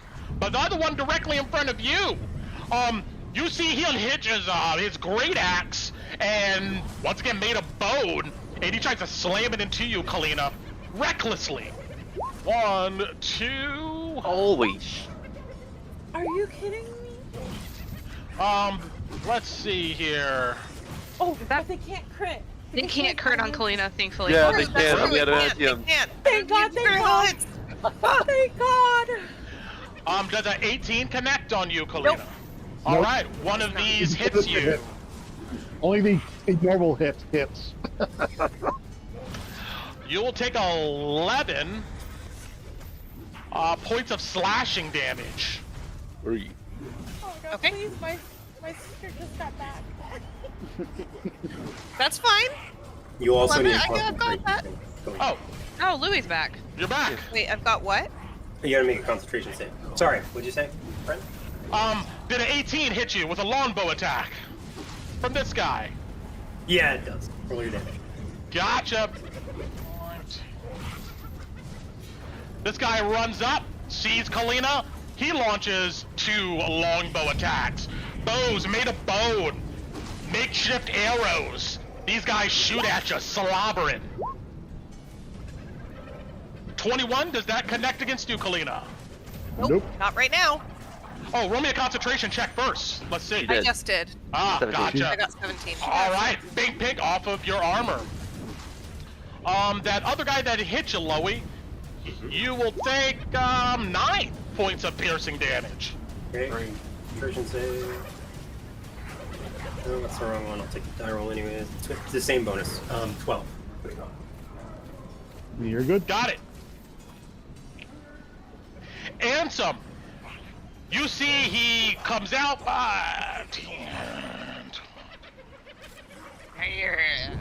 30. Actually, he's gonna go up here. You see he has his composite bow with these glowing runes. And when he draws the string, you see an ethereal arrow materialize. Very similar to Ron's kind of starry archer. And, he goes ahead and...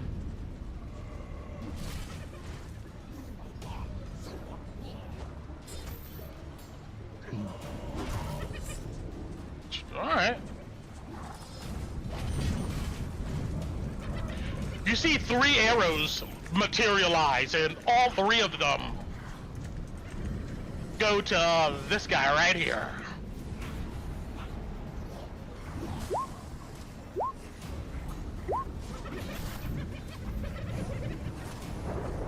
All 3 of those ethereal arrows will slam into this dude.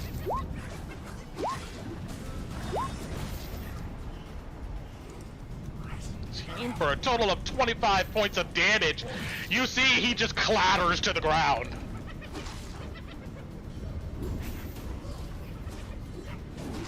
Ending his turn.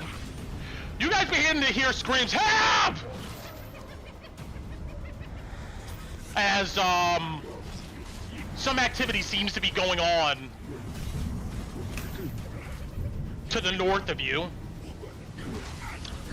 And let's see here. We're working our way there. Like, Oh shit.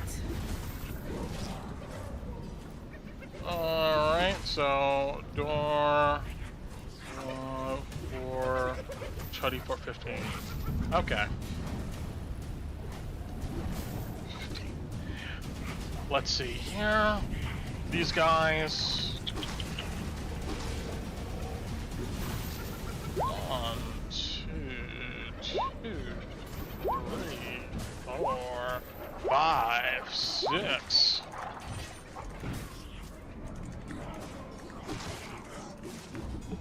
Alright.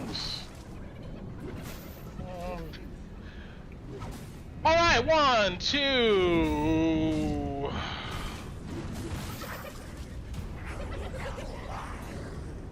Got it. It sounds like those are slamming into some object to the north. Oops. One. And let's see here. You hear the shattering of wood.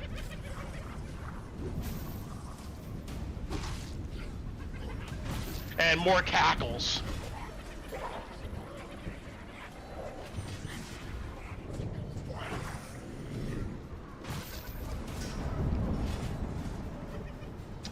On.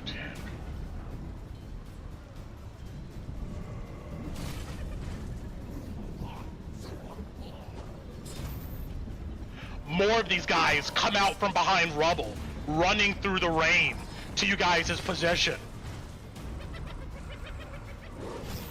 That's their turn. Torin. Alright, 5, 10, 15, 20, 25. Go up to this guy. I'm gonna use my True Strike. Which... You have advantage against attacking this guy. Yep. I just need to figure out how to... Roll your spell attack. Just roll your spell attack modifier. Yeah. Alright. Oh, I did not roll with advantage, so let me roll it again. 19 to hit. 19 will connect. And that's gonna be... Ooh, 2024 Witch Bolt's so nice. Haha. Yeah, that'll come later. Right now it's just the sword. So that plus another 2d6. Yep. And then...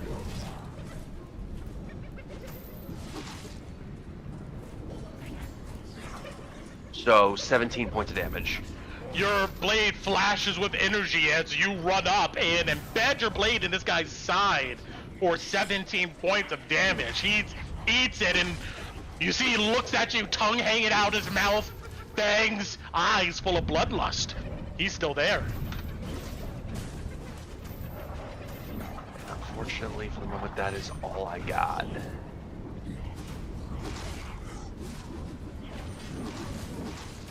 Got it. Moving on. The party's rushing forward. Kalobadi, what are you doing? Okay. Move to here for better vantage point, and bonus action maintaining my gaze and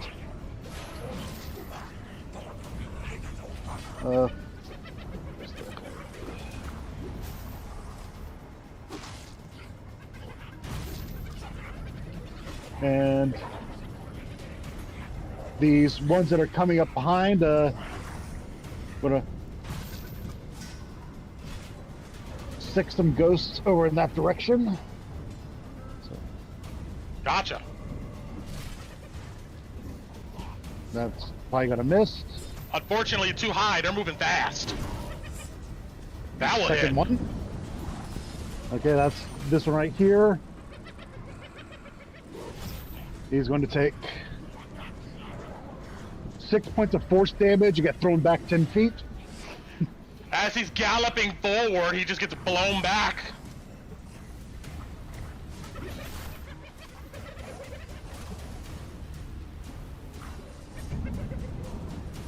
And is this stuff over here? Is this can this stuff be used for cover? If you kneel down, yes. Okay, I'm going to essentially kneel down, and considering we're already well spotted, expose my glow stick. That's my free action. Got it. That's my turn. Tinu.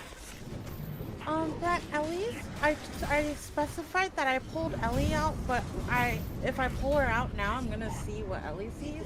Can you fix her sight, or do you want me to pull her out and then you'll fix it? I can pull her out and just fix it. It's okay. I'll just put her back here, and then... I'll close my eyes, because everything got really bright. That's fine. And she has your sight? Yeah, no, I think, hold on. Or her regular, like, dark vision? Her regular dark vision is 120 feet. Oh, It's okay. not 300. Yeah. Got so it. Probably 6 feet. No, it's still 120. It's just the maximum anybody can really see through the haze of rain is like 120. So that's fine. And then the second thing is, up here, I see this. Where is the end of this ledge? Is it this thing right here? Or Yes, is it over here? it looks like some stone. No, that's the end of it right there. Okay. It goes up 20 feet. Okay. So Tinu, you guys see Tinu like reaches into her necklace. She grabs her necklace and she whispers Grisus Noctis, and her skin she opens her eyes and they glow pink and she starts to shimmer. And I'm using Step of the Night so I can fly. And I hear the people yelling and I'm worried. Tinu's worried. I know I should stay with the party, but can I go 30 feet diagonally up? So Yeah. I'm gonna fly up diagonally here. Okay. So, I can so move she you up goes- there, or you should be able to get up there yourself. I Yeah, think. I think so, yeah. So 30 feet here. And then I'm gonna move 5, 10. Is this enough to see over the edge to see if the people are there? You come over to this spot. Once again, you see some like wooden ramps and whatnot. It looks like maybe at one point this whole area was some type of battleground that's just kind of aged in the city. Who knows what's been going on? But regardless, there is a stone building with some shut wooden doors, and you can see the doors are surrounded by gnolls just banging on it, shredding on it. You can hear voices from inside. And there's something blocking my view here. Is this something I can hide behind? Or is that just a wall you put there? That's just a wall there. But you're able to see down okay. into this area. I see it now. Yeah. Okay. So I am going to cast. Oh my god, I'm supposed to be healing, but she said Katie, yay! So I'm gonna cast Moonbeam. I know.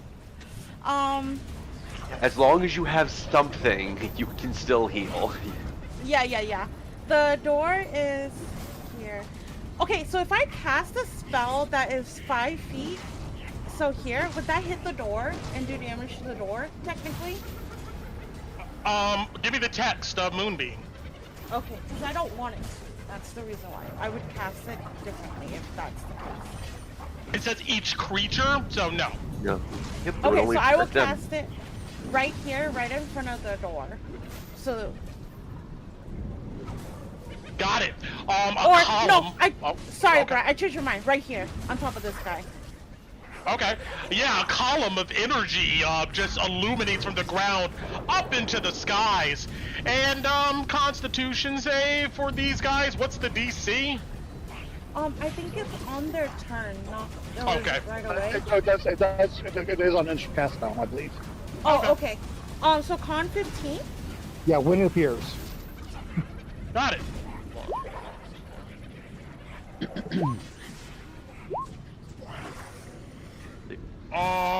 These guys aren't doing too hot.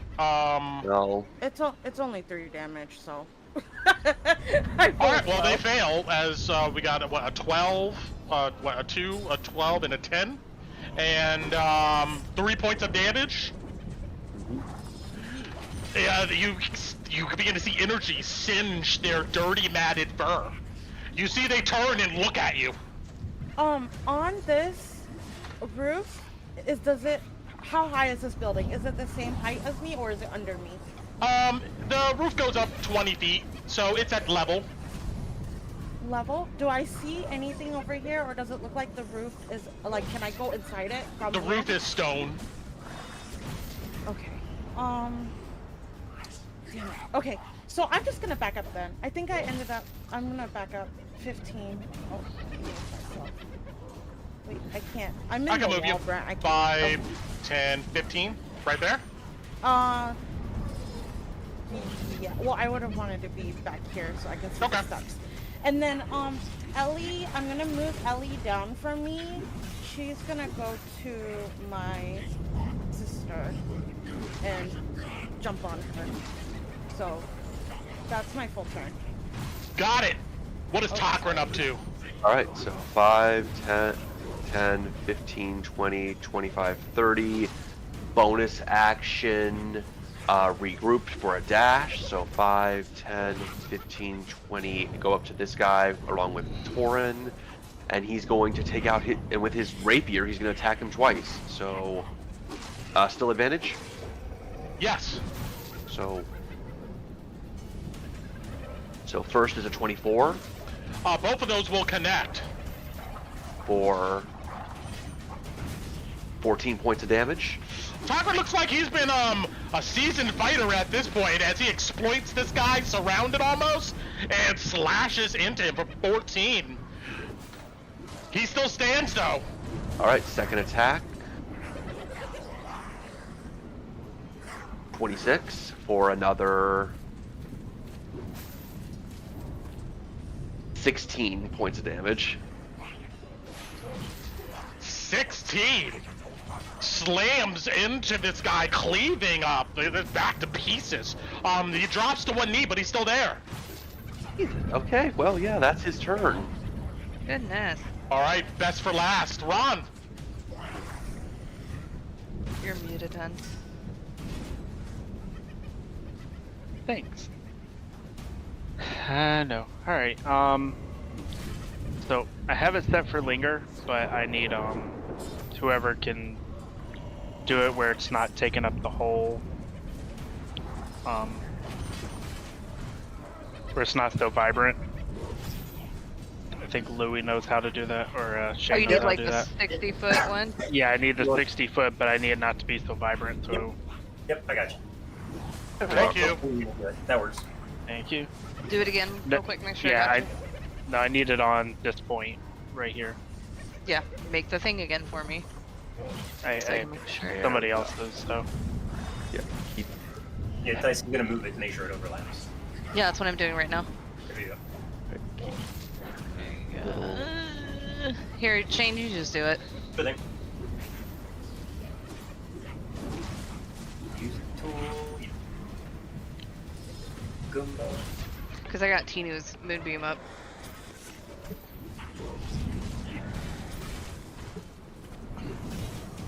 Felt like.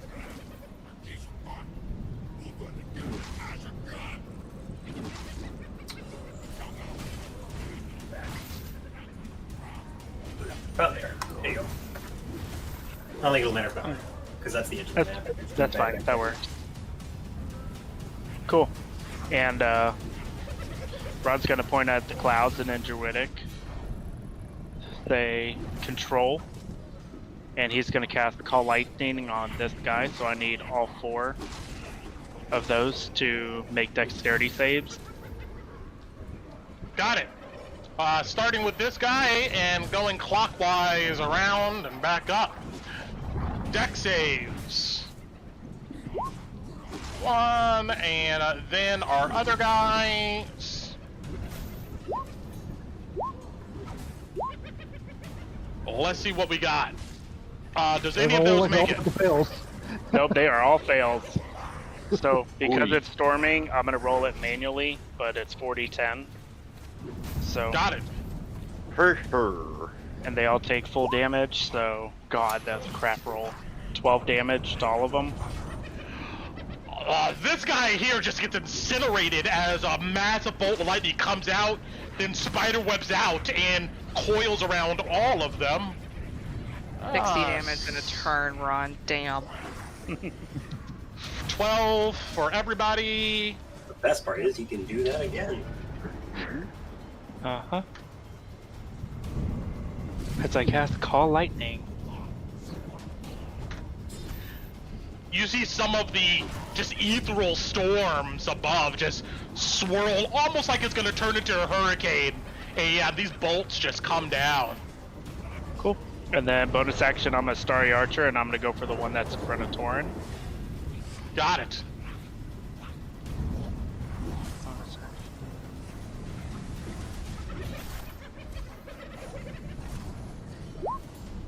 A 14 to hit. 14 will connect. We do have advantage, so I might as well try to crit fish. Okay, I'll crit fish it just cause. Oh. Alright, and he'll take 11 radiant. The ethereal arrow goes through his chest, and he collapses on the ground, like hands clawing at Kalina, like as he sinks down. Cool. And Okay, good, he's dead. I'm just gonna move right down here, and that's what I'm doing this time. Got it. Let's see.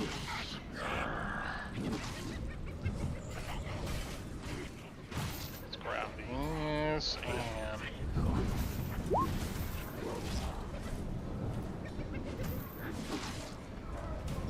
All right.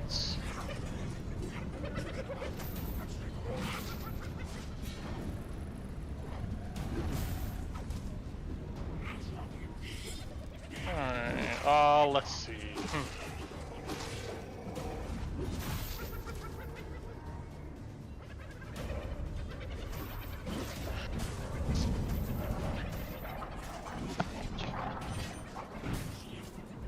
You see Noel scurry back up here to where your position, Tinu, and look at you hungrily. As he comes up, he like leaps in the air with his bone whip, and he tries to whip ya once, Doesn't. and twice. Miss. She dodges. You duck, and he screams in your face in frustration. She's like, oh no.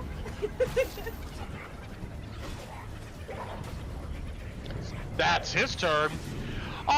You guys hear some fighting and whatnot going on, especially you, Tinu, to the north. You note that this door here, Tinu, is shattered, and it looks like there must be some hooded lanterns inside fighting these guys. Oh, I didn't. Oh yeah. Okay.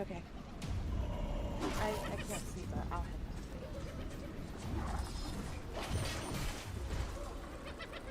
have Ah!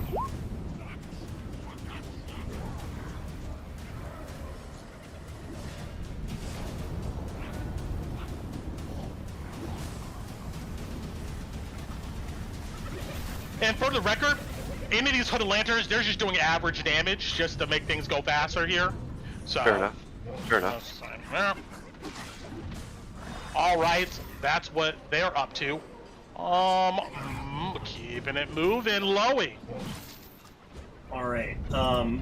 Quickly, Brent, I'm gonna one-hand my my automatic rifle, Mm-hmm.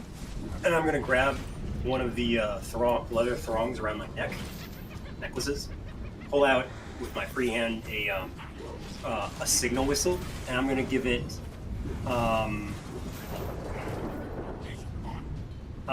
2 short, loud whistles. Okay. All right. Just in case any hooded lanterns can hear us. Although I doubt it over the storm, but I'll try. Let's see. Perception, disadvantage.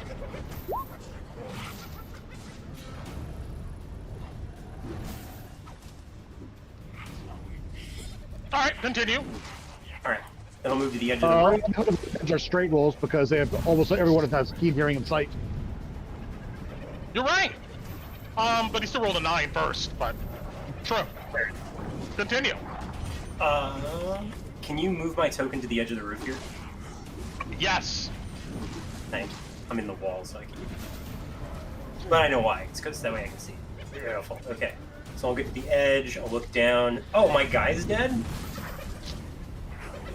Yeah, and that space you're on is actually ground level. It kind of slopes down. Oh, I don't want to get to ground level. I want to still be up 20. Got it. 1 step back, 5 feet will keep you up there. Beautiful. Okay. Then I see Tinu fighting. I get a little worried. I swivel my gun around towards the foe that she's fighting. I'm gonna bonus action Hunter's Mark Tinu's opponent. Got it. Because we're at the same height, so I'm assuming I can Yes. see it. Right? Okay. Yep, straight across. These will be straight rolled because I'm like above equal. Shake the rain or wetness off your hands and level your gun. Yeah. 28 hits. Yeah, 28 should do it. Oh, beautiful. 4, 16 plus 4, 20 points of piercing damage. This thing's blood sprays all over you, Tinu, as he gets lodged for 20 points. Ew, but she yells, thanks, Louie! Go back, bud. I'll shout in the storm and I'll fire again. 20 to hit. Oh yeah. 4, 7 plus 4 is 11 points of piercing damage. Another one that like tears off a section of his flesh. He's still there. And I will use the slow mastery from the automatic rifle. You have minus 10 speed until the start of my next turn. Jesus. All right.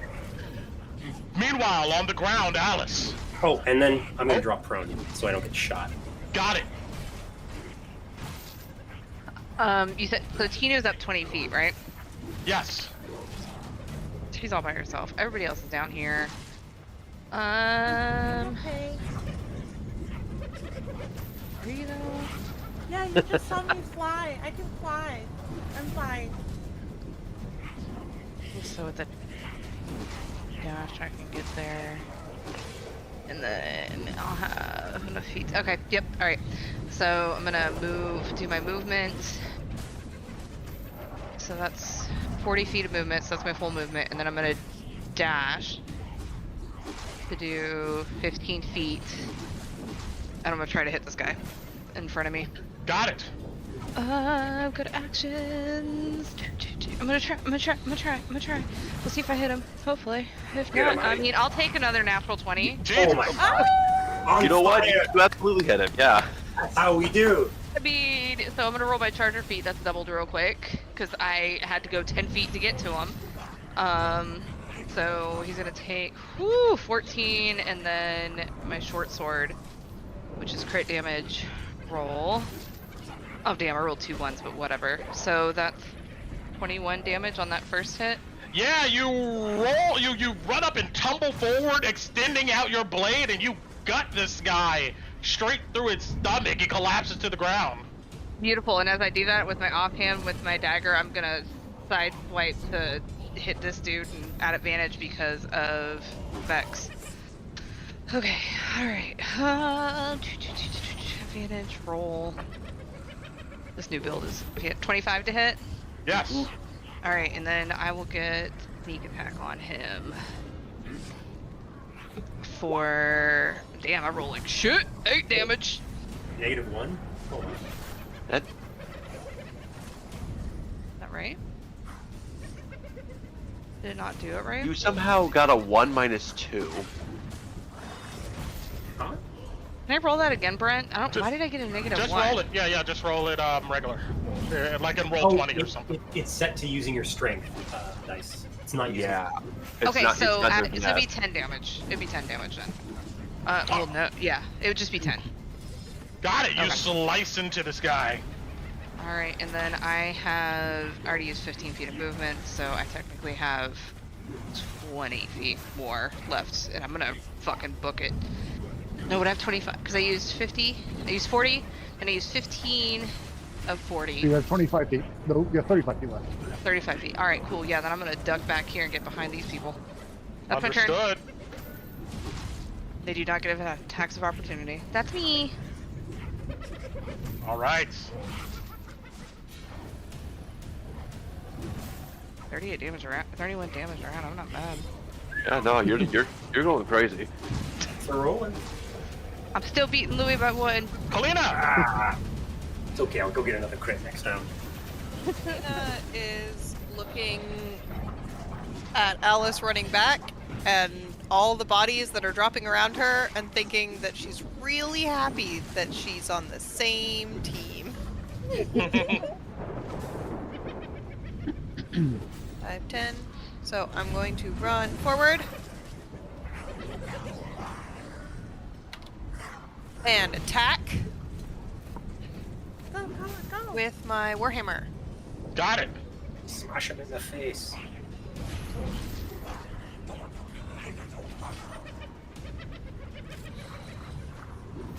A 14. You see that he nimbly steps out of the way. And it's okay, I've got a second attack. You can do these. Hey. That will connect. Nice.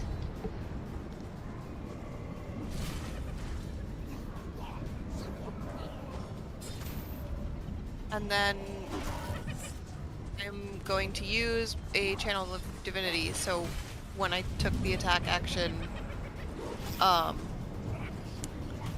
the next 10 minutes, I can add +4 2 attack rolls made with the weapon, and it starts glowing. My hammer starts glowing. Got it. Yeah, baseball bat swing. First swing downwards, miss. The swing upwards connects on this guy's jaw. You can hear it shatter.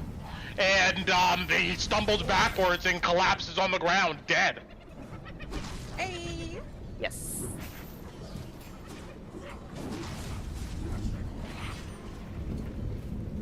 It does not say, it just says when I use the attack action, so I don't know if the Channel Divinity counts as a bonus action. No, it's not. It's free. It's when you make the when you make the attack. Cool. You're talking about sacred weapon, right? Yes, or like imbued weapon or whatever it's called.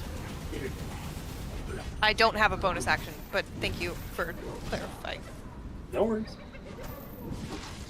Kicking butt. Yeah. Is that it? Yes. Ansem, hearing the activity of his fellow soldiers, 10, 15, 25. He runs up, kind of swiping over this dead Knoll's body, and you see once again 3 ethereal arrows materialize on his bow, and he takes 3 shots.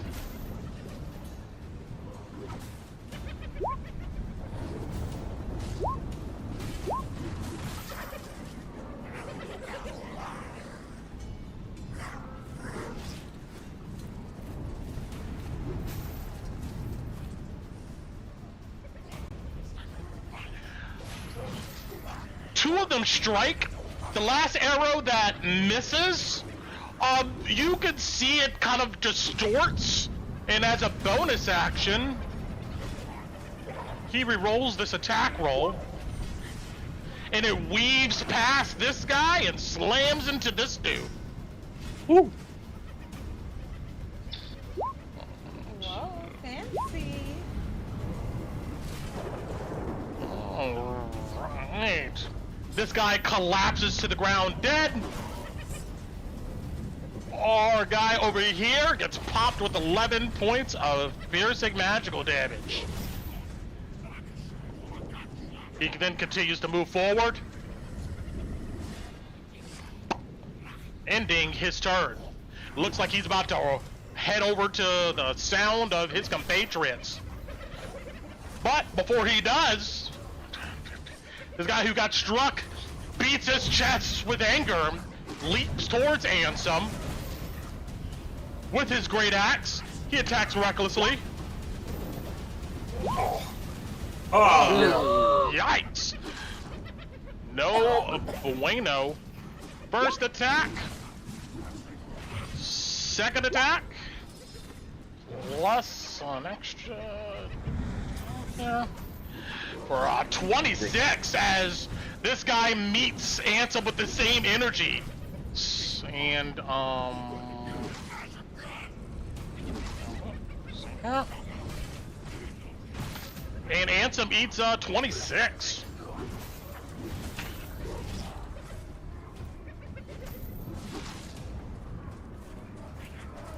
That's his turn. Torin. Torin, 5, 10, 15, 20. Yeah, he's gonna back after seeing. He was gonna go charging up, but after seeing the crit, he's gonna back up Ansem. Go up there. I think I fixed the thing with True Strike, so he's going to True Strike with it, so that's advantage. I'm gonna show Ansem's life for you guys.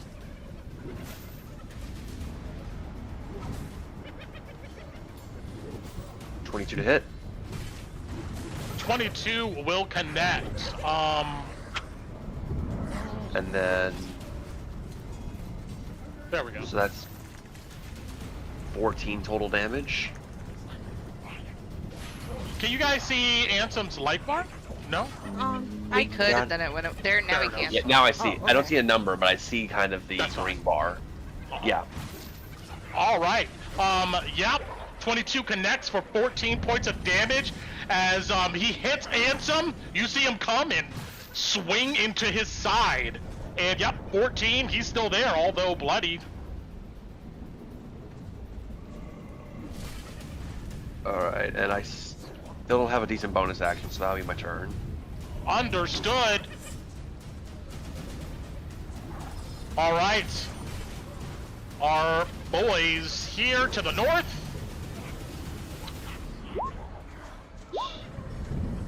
I'm gonna say, oh my god. So, is this Are there ones in some of my the moonbeam? What? Are these Save the it ones for the in my- moonbeam. In the moonbeam? Yes. or- Yeah, the Oh, okay. moonbeam guys. We got our gnolls to the north. Let me-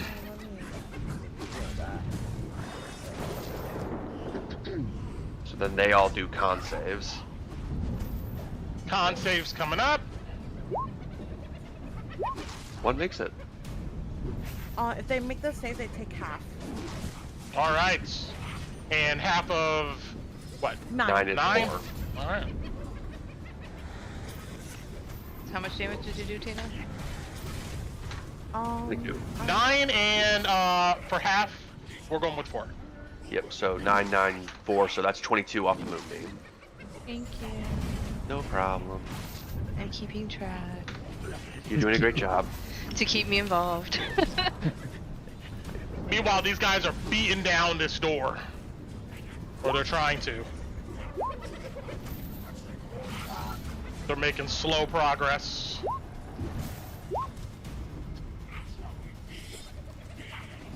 Thanks. Which guys, Brent? The ones up here in the northeast? Up here to the north. Okay. There's also a group of them in the doorway. It looks like they're probably fighting some hooded lanterns on the inside. Okay.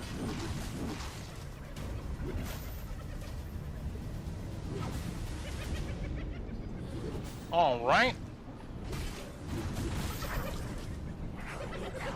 Loey. Does a 16 hit you? Ooh. Bounces off of my golden skin. It does not. hurt. True. From behind you, you see in a corridor here stands 2 gnolls with arrows. You see they both shoot at you. Whoa, whoa, arrows go past you. One glances off of your skin, and then you see they retreat.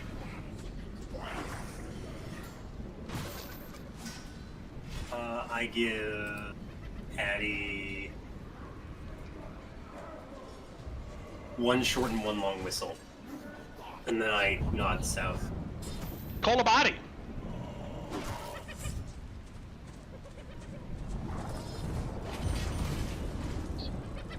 I'm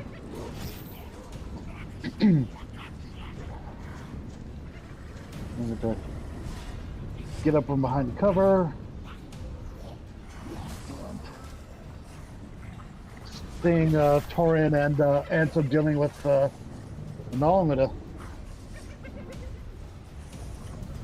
send some phantoms his way.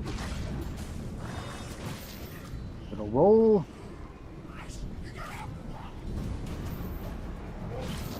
Do I get advantage on that one?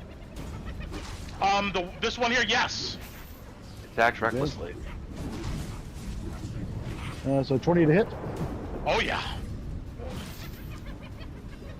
Okay, he'll take 14 and get pushed back 10 feet. You guys feel like a gust of wind, and you can smell the crackling of arcane energy as this guy flies backwards. And again for 17 to hit. 17 will connect. Same guy. Yep. 10 more force damage and 10 more feet back. You see he disappears down a ravine, like this crack in the ground.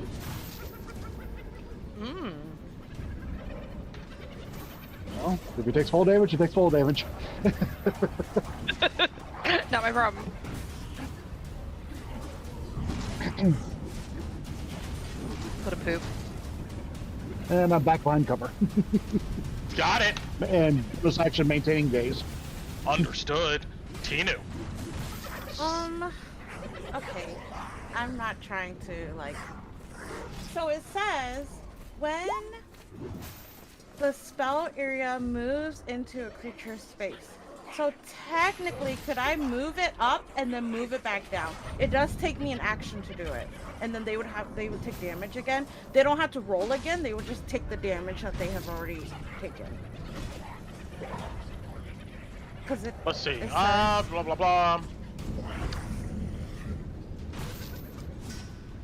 A creature makes Once- a save when the spell's only area once moves per into its turn. space, and when it enters the spell's area or ends its turn there. You So can only they've take the already- damage once Once per turn. Only once Oh, per okay. turn. Yeah. Okay, Yeah, that's what I That'll need. be you can't OP. like in and out, in and out.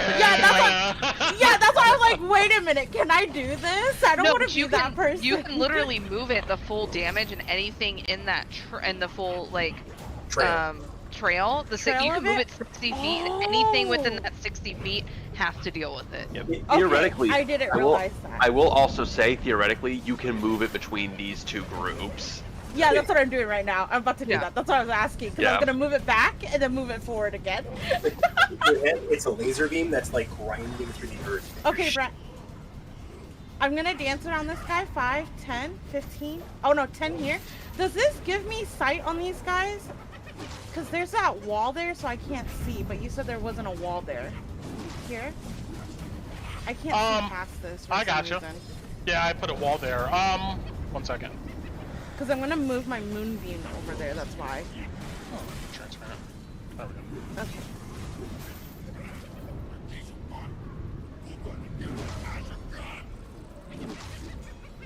Okay, so then my action is moving my moonbeam. I can move it up to 60 feet. I'm gonna move it 15 here, and then for the 40 total here. And then these guys will have to make that save Got it. because it's moving into their space. And let me... They fail. Oh fuck! What are these rolls, Tinu? They take 2 damage. I fucking Tinu doesn't want to do any damage tonight. It's not apparently. just you. There's been a lot of ones in our party tonight. That was actually, can I move it back? Oh no, I'm gonna keep it there. And then I moved 5, 10. I kind of want to move out of this guy's range. 10, 15. I'm moving out of his range and I'm gonna float over here. 15, 20, 25, 30. I'm gonna float in the air right here. You try to move out of his range.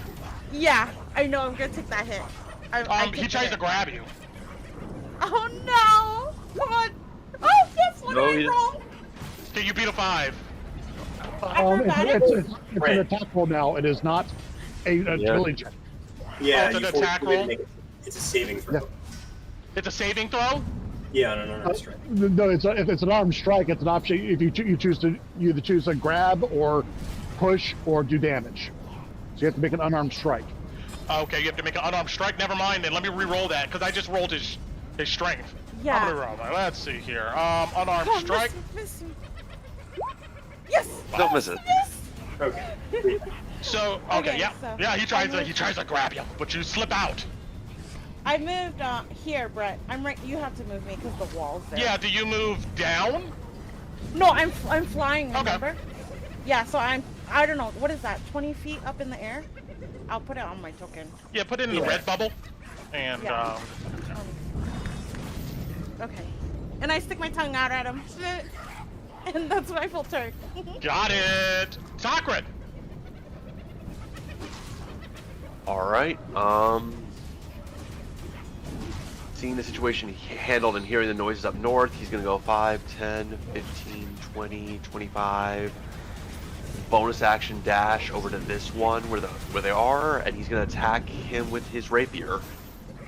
Got it. So that's- You see the door shattered, and it looks like there is some hooded lanterns on the inside. Let me open this door, and it looks like they're pinned down fighting these guys. Does a 12 hit? 12? Nope, he ducks it. And yeah, he doesn't have it. I don't think he can use his reaction on himself, right, Brent? No. Yeah, all right, that's his turn then. Dang it. Does that multi-attack? He does. I got a nat 1 and a 12. Ah. Oh. Like again, this is not just a Tinu problem. It's just. Ron, No. eyes clouded over.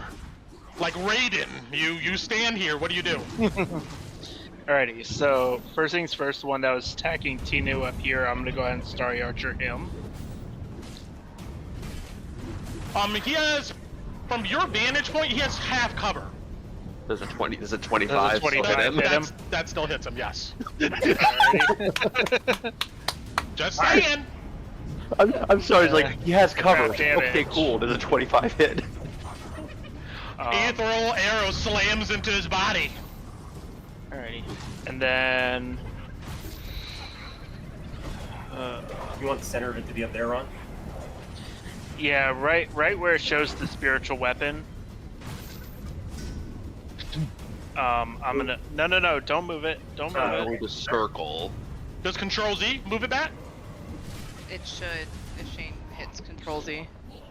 There you go. No. There. Hold on. No, that didn't move it back. There you go. There we go. Okay, thank you. Yeah. You're welcome. Alrighty.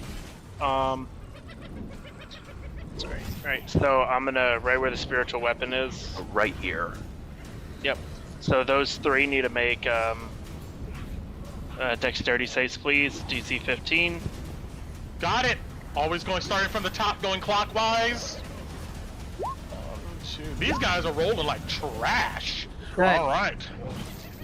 Their trash rolls need to Oh counteract my our trash god. Ah, rolls. there we go. You Some think more you're trash rolling rolls. trash. Yeah. Oh my they're- gosh, Ron! Oh my god. We need them to roll trash to counteract our rolling trash. Yeah, What is tonight? no What is shit. tonight? 24 damage. Like Jesus. I mean, it's still 24 damage. Like you're over 100 at this point. In the No, he's overall. at Like, damn. 100. That puts him I- exactly at So, 100. the average roll of that is 22. Uh-huh. I still I've- feel like you got robbed, though. 5 damage rolls, I've rolled 4 ones. Arc of lightning lights up the area like a flashbang, and you see cords of electrical energy envelop these guys, but they're still standing. I'm gonna go ahead and move right here next to Ansem. And that's it. Hopefully I can do more damage next time. It's fuck. Got it. Hooded Lanterns are going to try to fight their way out of this door. One and a 2 and a 3 and Is very hot. understood.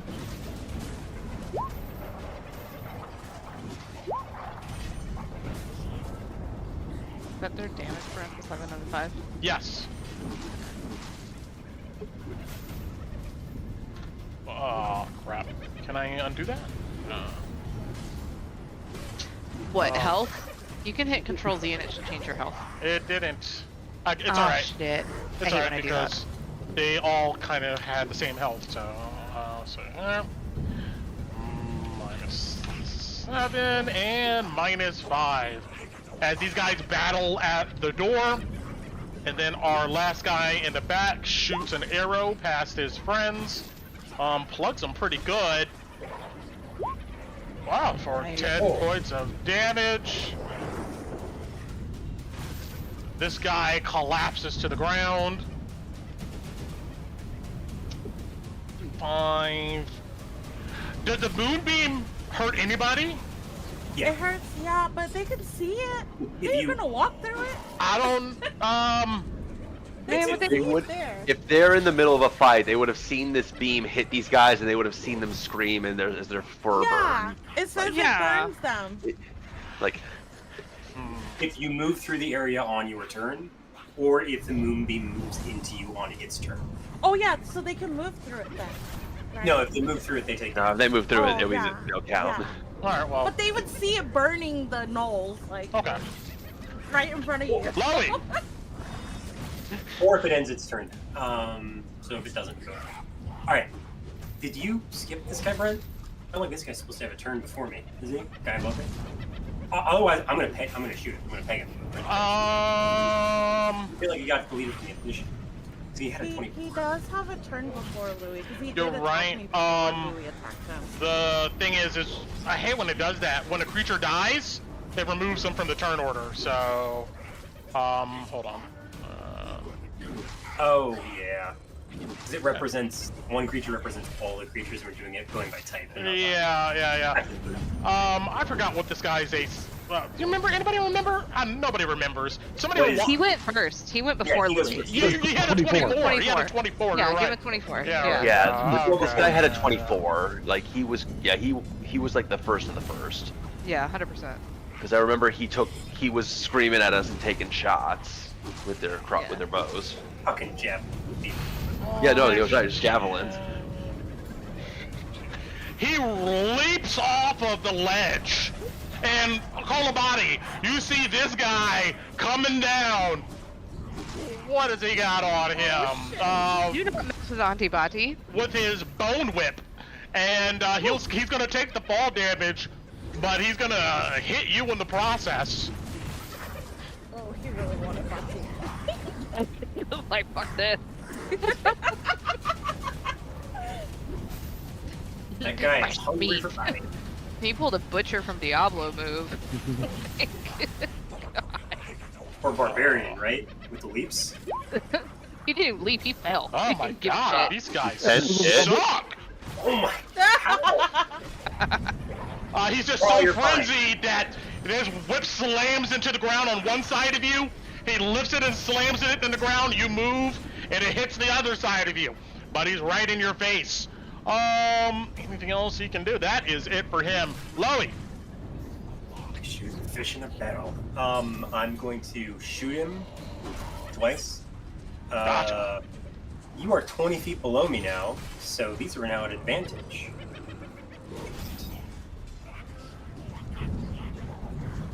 First shot. 25 to hit. Yes. You're Go gonna on. take 15 plus. It's all good. Kolobati, you just see like a part of his temple gets blown off and he collapses on the ground. I'll take it. He may miss, but Loey sure don't. And he turns to the right. What are those damn archers? Can I look to my right, Brent? Yeah, let me move your token back so you can kind of see a little bit. And all you know is that they were back here in this passage. You don't see them though. I do.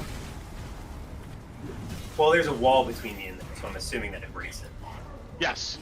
Yeah, they're gone. Screw it. I see that guy out in the open. I'm gonna shoot him. That's in front of my friends. I'm gonna fire at. Whoa! I didn't meant to. Ooh. Sorry. I'm gonna fire at him. Loey deploys the flashbang. Yeah. This Single guy player. is actually He's in a trench. he's in a trench 20 feet down. You can have sight on him. But Do I in give you partial cover? cover. Yeah, he's partial cover. All right. Are you You're alone? definitely 20 feet above him, so. Oh, right. Yeah, I'm pretty- I have the high ground, Anakin. He's prone. I have the high ground and a gun. He's prone. And a crit. He's Oh, you're prone. pro. All right, you're pro. Yeah, I thought you landed on your feet. You want me to reroll that, Brent? Yeah. It's He has well, it's 2 life disadvantage. left. Well, it's So- disadvantage, so just roll it again anyway. Let's see if he survives another day. Right. All right, it's not a crit. 26. Nah, yeah, you hit him. There you go. Always fair with you, Brent. You know that. 10 points of Of damage. course. You see he's about to get up, and then he just goes still and collapses back on the ground dead. Target dead. 2 shots, 2 kills. And then bonus action, I'm gonna reload Whisper. Got it. Yep. Mark that off. Throw my ability. Who? Remember what we were talking about, KD? Oh, yeah? I don't think you have to care anymore because we're not winning. Alice, And I'm gonna go No, pro. no, Louis, Oh, Alice, hold on, and Ron are kicking everyone else's butts. what are you doing, Loey? I'm gonna go pro. Because Got it. I want to give him a disadvantage. So Brent, I have a question. I can Yes. see these on the map, so can Alice see them? Technically, they no, they are you can see them because your movement revealed them when you move forward, and then when you move back, it just remembers what was exposed by the dynamic lighting. So from this position, you can't see them. Chloe did signal to you that there were enemies to the south, Alice. Yeah. Yeah. Because Alice doesn't know there's anybody up north left. Tina's You there. hear a bunch of barking and yelping and screaming coming from the south, though. I want to run there by myself. Do I really want to run there by myself? Hang on. How far can I get from? All right. So, whoo, Bati. Sorry. Shit. Oh gosh. Alice is gonna kind of look around, call out. Louis said there's stuff to the south. Are we all going south? Where are we going? It looks like, well, first of all, I mean, you guys are in combat, so there's not really a conversation to be had right now, but... I didn't know. I was using a free action to yell out, see if Yeah, anybody answers me when it's their turn. Sure, So- but everybody's like, fighting for Yeah. their lives. That's fine. I'm at least putting out intention. Shit. God, I don't know what Alice is gonna do.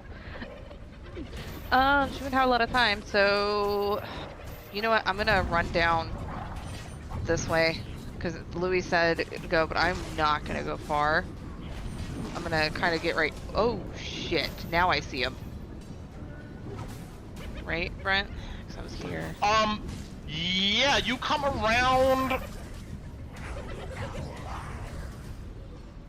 this area, and technically, you can hear them from this direction, but let's go by the visual on the map. There's still this wall here, so Okay. technically you can't see them. It's just Can this I- map has like 3 dimensions to it, so it's hard to like do the walls. No, that's fine. I don't. Yeah. No, I'm totally okay with that, Brett. That's why I'm asking. So if I Yeah. get here, that doesn't change anything that Alice can see, right? Or Well, if you get there, you can see these two guys. all right. I'm gonna bonus action hide. Shit. When you come into this area, though, Uh-huh. you do note to the south there looks to be a bunch of scaffolds and gnolls with bone bows shooting down into a ravine. And in this ravine, you can hear the yelp of some large dog, and it sounds like somebody down there trying to survive. All across this area, you see that there's dead hood lanterns, bodies. Also, to the southeast of you, banging on another door, are massive hyenas. They're just banging into it, barking and yelping, and you get a sense that there's probably more allies inside. Okay. I'm gonna bonus action as I'm kind of going there. I'm gonna kind of put my back to the wall and bonus action hide and hold my action if anything comes in melee to shank it. Is what I'm gonna do. Get Got my it. skills up. Roll me a stealth, yes. Yep. 'Cause I'm not. Take a 30 stealth. All right, Yeah. fine. So hopefully You if it throw a does cardboard anything- box on yourself. And Right, exactly. Yeah, Alice just kind of like sees like a bit of rubble and just like ducks into it. And if anything comes within melee of me, I am shaking it and hopefully have advantage. Predator stealth against the wall. got it. But yeah, you just see volleys of arrows going into this ravine here. All right, moving on. Kalina, meanwhile, dead bodies are around you, girl. What you doing?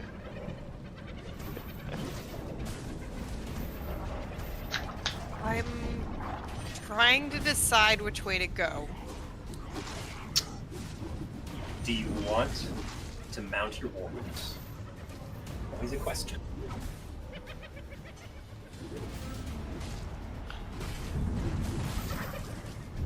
I'm trying to decide. I feel like there's already a couple people going north. Tinu's up there. I trust her. And there's some really, really big ass hyenas, so I think I'm gonna go south.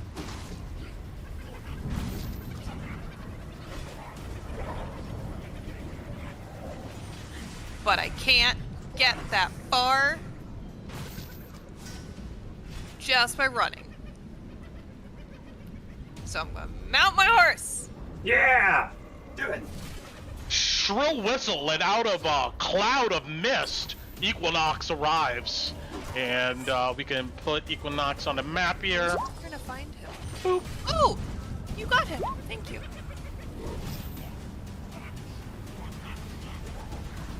As part of your move action, you can mount onto him, and then you can use the horse's move to move further. Yeah! Yeah, it's half movement to mount. Half my movement? Half your movement to mount, and then but your mount has full movement, and should be 60 feet. Correct. And your mount is a controlled mount, so it can dash, disengage, or dodge on its turn. And because it can attack too, because it's a summoned steed. Yep. Fine steed. Yeah. like going past, you hear the massive hooves of this warhorse. You see Kalina on its back. But Alice, as you're up against the wall here, crouched in the shadows in the rain, you know that these other gnolls see this, and they begin to point. It's not at me. I'm okay. Why am I? You may be stuck on a wall. Let me move you here. There you go. Yeah, Thank you. I think that's like a rocky outcropping of a wall or something. Yeah. I was having a hard time there. Okay. You gallop in to see a 20-foot deep sinkhole. Down in the sinkhole, you can see that there is a hooded lantern, cloak on, squared up with a massive hyena. There look to be a bunch of arrows all around her, and you see that there is two more hooded lanterns dead on the ground. Their bodies are like pin cushions, just full of arrows. Soon as you come over in this direction, you see these hyenas turn their heads and begin to yap and growl.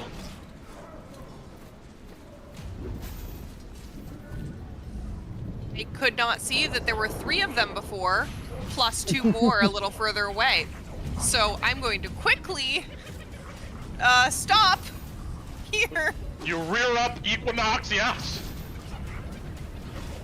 Still have Equinox's action on dash.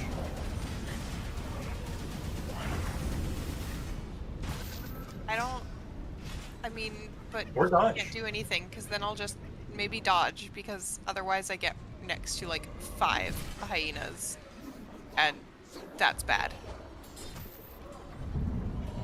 So I will have him take the dodge action. Got it. All right. Ansem. 10, 15, 20, 25. You see that he hops over some debris, comes around the corner, and shoots 3 ethereal arrows, almost strafing his bow. And as he does it, these ethereal arrows launch out, one for each one of these, 2 of these targets, and this other guy at the side of the building here. Let's roll that up real quick. 1, oh my god, a 2, and a 3 is on point. And let's resolve that. 10 plus a D8. Oh, well, 11 slams into one of our guys. Then, oh, 11, 12, and 12. So that's 35. one of the guys goes down, and the guy that takes the crit over here, he's still up. He ends his turn there, looking to move forward next round. Can Tina yell at him to move back 5 feet? Or no? You can. Yeah, she's gonna yell at him from the sky. Back up 5 feet, please! All your interactions with this guy has indicated that he probably feels like he's got it. He's just not, he's not paying attention. You about to get ran over by my moonbeam. He stays there. Anyway, berserkers are dead. We're over to Torin. What are you doing?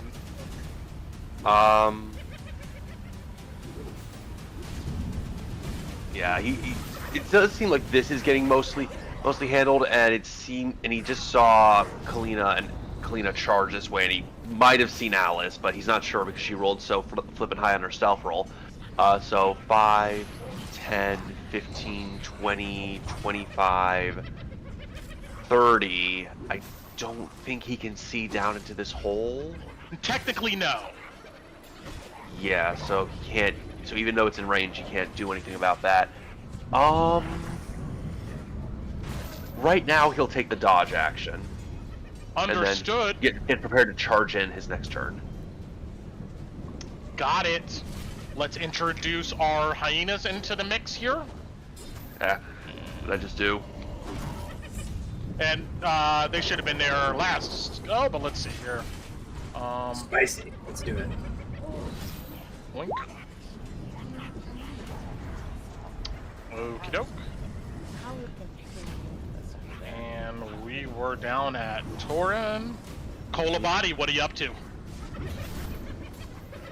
Well, Oh, I'm sorry. You got anything else? no, I think these gnolls were after me. Because now Did they I kinda disappear him? Oh, I see. Got it. After Torin. Oh, yeah. I do want to be fair.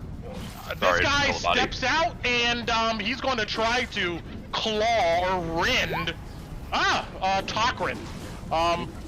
Tokrin gets hit. He's going to take 6 plus an additional d6 here for 8. Can you mark that off for him? Yep. 5, 10, 15, 20. These guys rush up. Grant, this guy does take my moonbeam. Yes, he does. Hold on. Move that. Oh, I'll let you handle that first, and then I'll do it after. Yes. You talking about this guy? Yeah, the one that just hit Toprin, he was it. Actually, it does not because he needs to end his turn there. Ah, okay. But if you move it on him somehow, he will take it. Oh, okay. Yeah. Understood. These guys rush up, and they begin trying to. 2 of them go at Ansem. 1 and 2. Ansem easily deflects these. 1 of them goes at Tokrin.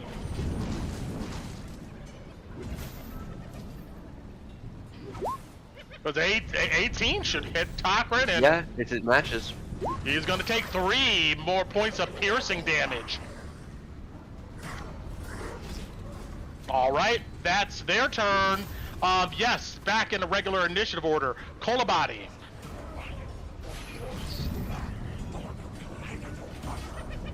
See what I'm dealing with here. And, Yeah, because Bonnie can technically see through Alice right now. True. I'll go ahead and can I? You should, yeah, you can give like full thing to my. Carl's not gonna do nothing to me. Let's see. Trusting the old witch, eh? All right. And I like it. these new abilities are pretty cool. Yeah. I must say, guys. Alice should- can finally actually do some damage. Shit. Hurry.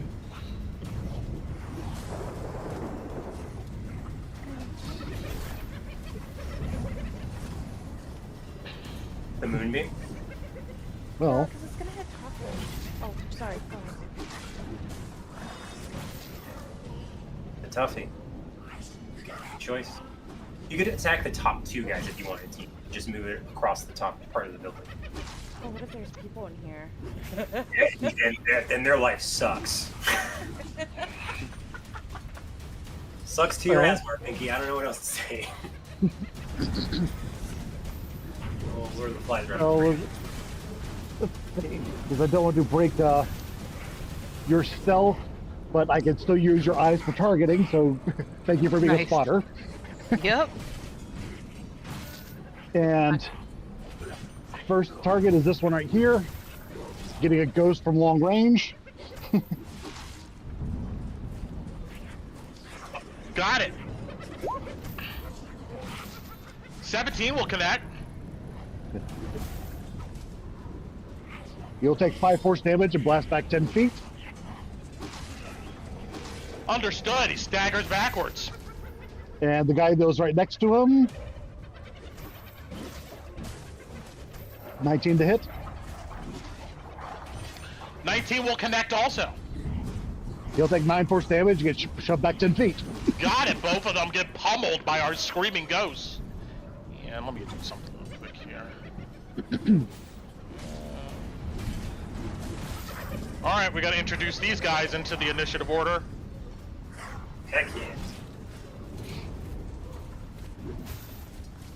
And let's see here.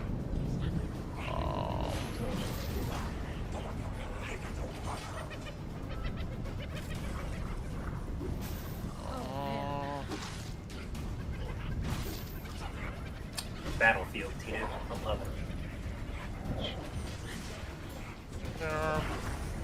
You know, we didn't know there were people down there, and then I thought it was just this area up here, and I was like, oh, this fight's gonna be easy. Yeah, no, not with a map this big. Yeah, I should have realized, because the map's freaking huge. God. I'm realizing the effective range of firearms. This is like, there's... Jeez. Okay, alright. Oh yeah, you guys got a long way to go. Let's see. Yeah, no, I'm... What I give for it? Well, I suppose Ron's enjoying the stormy clouds. Only slightly. You know what? Maybe on the weed. Oh, just give me 1 second, guys. No. There we go.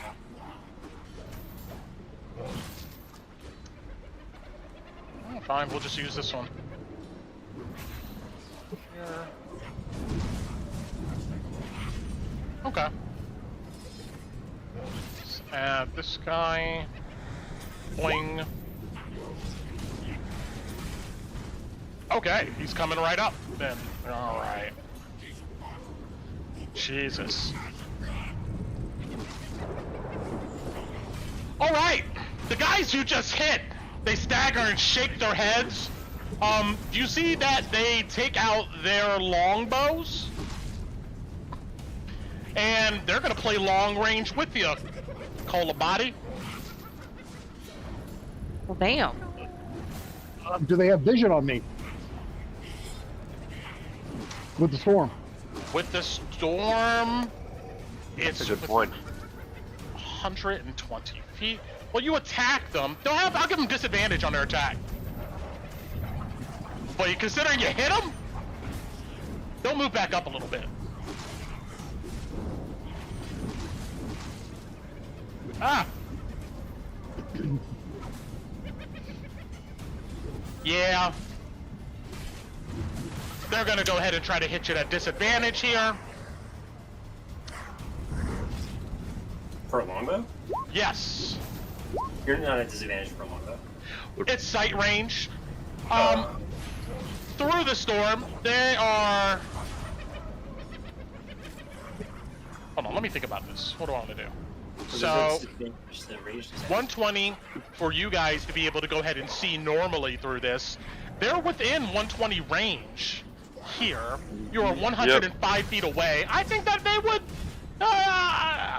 They might have cover, but I don't think it'd be a disadvantage. But the 120 we can see is because of the 300 dark.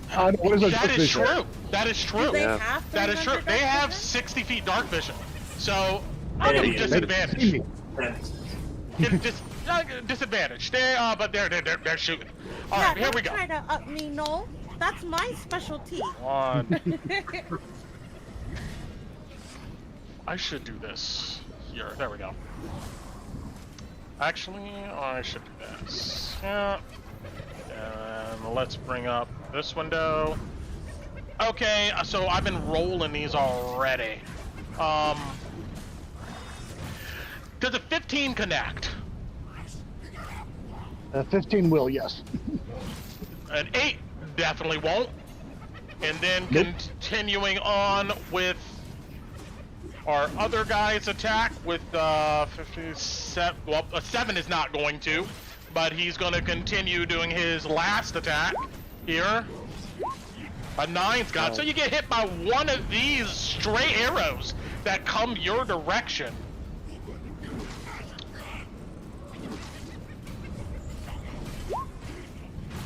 You'll take 5 points of piercing damage. When this arrow hits you, it feels like it lodges into your body. You feel an agonizing pain. Your speed is reduced by 10 feet until the end of this creature's next turn. They're masters of their own weapons. My God. That's what they do.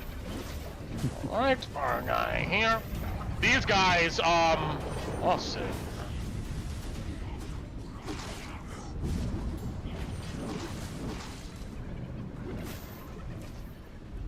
All seeing this nice, easy horse as a target, they're going to try to hit it. Our archers here, they are going to lock and load. At disadvantage, they're going to attack these. Come on, miss. Yeah. Equinox or Copper? Equinox, they're going to hit the horse. They're shooting the You're horse. gonna hit it. Its AC is not that great. Well, It's a maybe. disadvantage though, so maybe they won't. Oh, 22 That's should one. connect. It definitely does. 6 probably doesn't. No. 5 doesn't. Does 10 hit? Nine. No. Alright. So 1 Yeah, hit. dodge. Does Oh 16 wait, hit? no. Yes. Yeah. that yes. Oh my Is god. it 10 10 hit? doesn't. Does 10 No. hit? Okay, alright. That's Moving 2. on to our 4th guy. Oh. 17. Not a crit. 17. That'll hit. 6 should hit. 6 does not. Look at that. You turn a crit into a miss and a hit. 19 probably does. Yes. Yeah. This poor horse. 12. Yes. Alright, our next guy. 14. Oh, yes. 17. Yes. Yeah, I think the horse is dead. Just for the bonus damage. I alone. think Okay. he disappears into. I'm not gonna waste you guys' time with all of that 7 hit, damage. yeah.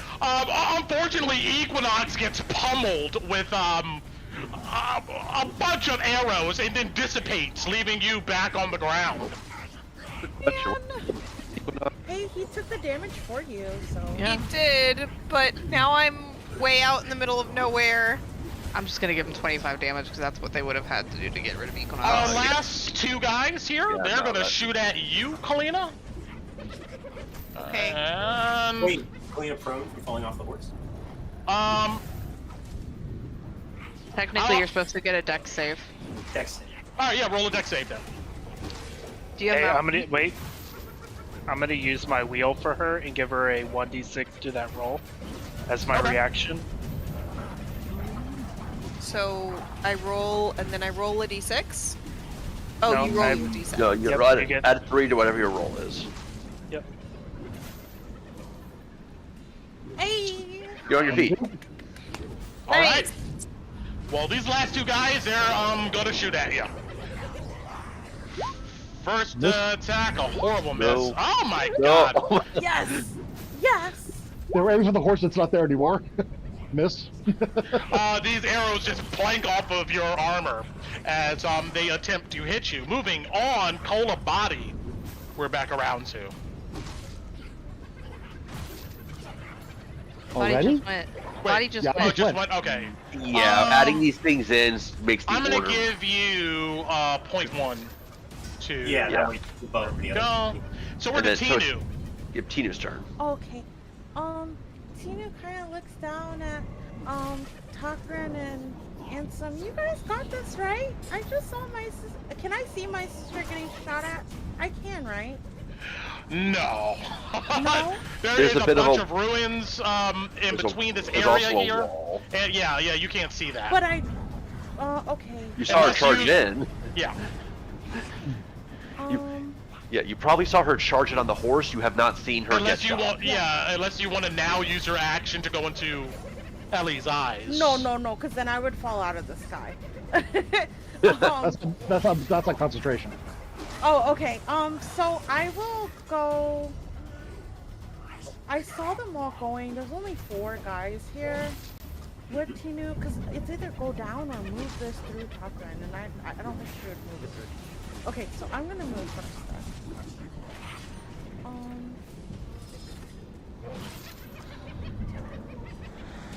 Yeah, cause I have to move my firebolt so they can get out. Okay, so I'm just gonna move my firebolt first. Moonbeam. I'm gonna move it this way. Because I do see Torin there, right? I see. Yeah? Yeah. So I'm gonna move it so they can get out, because I can't move it that way. That's my action. And then Tinu will move. Oh, I keep grabbing my little dot. Tinu moves here. I'm still 20 feet in the air. Am Okay. I above the house, or can they see me? You're at like the level of the roof. Okay. Well, I'll yell down. You guys can come out. There's still Garmir here. 20 feet here. And then that was my action. And then 20. And 30. Stop here. And then I think that's my full turn because I don't have a bonus action. I think so. Yeah, no, that's my full turn, Brian. Sorry, Understood. That's my worthless turn. No, you're repositioned. I'm gonna have to run too. I'm not gonna be shooting this round. I can't All see right, anything. Takrin. All right, 1 right up here. 2 hits with the rapier. Try to hit him with rapier. Understood. 26, and Oh, I'll yeah. just roll it. And a crit. So that's gonna be for Yeah. the first hit. 15 points of damage for the one. on top. Takrin like shoulder chucks him into the wall and then embeds the blade in his stomach, and then lets him slide to the ground on his So with first the- attack. So with the crit, I'm gonna target this one. Retract sword, swipes to the left. So that's gonna be, and which is also gonna be. Give me a second.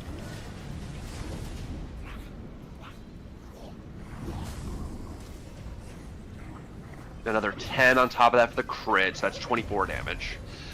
He slits this guy's throat. He collapses to Yeah. the ground. And that will be Takrin's turn. Understood. Ron. Cool. Alrighty. Sorry, I was all the way scroll down on initiative. Alrighty. I'm gonna move. As I start moving, I look back. I only see the 2 by Anthem. I'm gonna do my my point right here, so I need both of those 2 to make their deck save.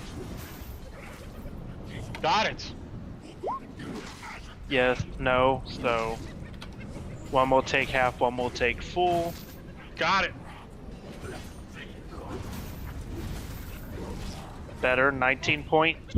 There we So go. 19 and They 9. both spasm against the energy of the lightning and collapse to the ground. I tell Ansem, move your ass. Come on.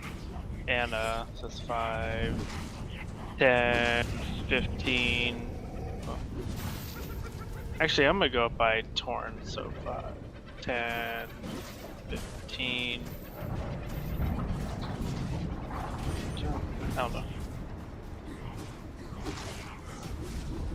25. I'm gonna go right here. I see this one on the ledge. I'm gonna Starry Archer him. Got it. So, first one in the row, I guess. And let's do bonus action. 23. Oh yeah. 8 points radiant to him. Slams into his upper shoulder. He's still standing. Sounds good. And at the moment, that's all I have. Got it. The hooded lanterns come out, and Ansem immediately goes, "Where's Petra?" You see, they look around and they go, "They were in front of us! They have to be further down!" You see, he nods and looks a bit frustrated. These guys join your ranks. Who wants to control them? I can. You can give them to me, Brett. All right, fine with that. fantastic. I'm going to make them red. Alice can be trusted with government property. Right. I mean, Alice is easy to run too. I don't got spells or nothing, so. Are these scout rangers? These are scouts. Okay, cool. Alright, got it. And just keep track of their health on the token here. Yeah. Okay. They're gonna go on your turn. I can't see their health or anything. Oh, that's right. Let me give you control. Bam, and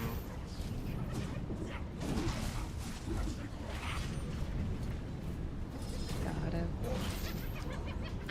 Can I have free action yell at them to point me in the direction of Petra? they're like, they're just further down. I don't know. they don't seem to. When they say that, do they point down here or do they point down here? They don't know. They just point eastward, but you're not sure whether like that's accurate information or not. It's like all they seem to know is that they were in front of them before they got pinned down, so they have to be further ahead. Okay. Yes, they go on your turn. Only thing to note about these guys is that they will prioritize hooded lanterns for their healing. Okay. So. Well, these guys don't have any healing. The scouts. Well, okay, well, there's others that do, and yeah, that's what they'll do. All right. They have joined the ranks. Back to the top of the orchard here. Loey. Okay, can you move me on the south side of the wall? I want to see if I have any shots from where I am right now. Sure.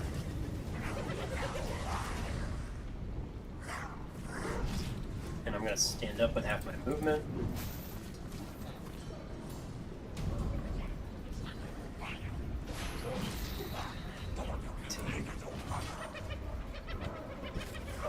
Okay. Can I move along the edge of this wall, Brent? This wall scales upward, and it ends at a roof that's kind of partially collapsed. It was not something you can mount to go to the other side. So I couldn't climb up it. That's what you mean. Yeah, you could climb up it, but it ends at a roof. And then I could climb on top of the roof? No, I mean you're in the interior of this building. And it's like, imagine you're inside a room, and like you climb up into the walls like above you. So you're looking at a ceiling, not a roof. That makes sense. Oh. Okay. But you do see a slope and a passage that goes here. Yeah, I'm gonna do that. Come down. So that was 5 feet, I'm assuming, to come inside the building. Sure, yeah.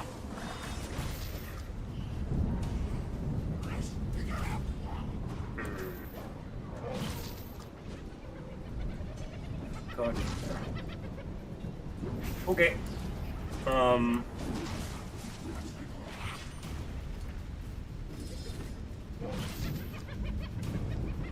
gonna hide. Got it. You get down low. You look outside of this blasted wall, and it looks like it's open air out here. And there's like some type of ledge. You can hear Knowles on the other side. Yeah, I'm gonna hide them.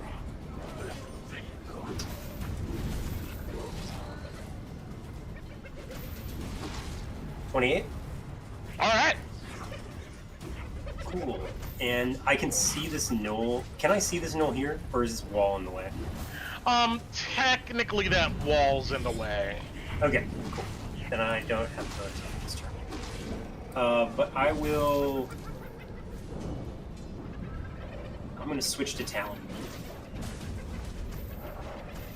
No, wait. I don't have ammo for Talon. I'm gonna keep Whisper out. Never mind.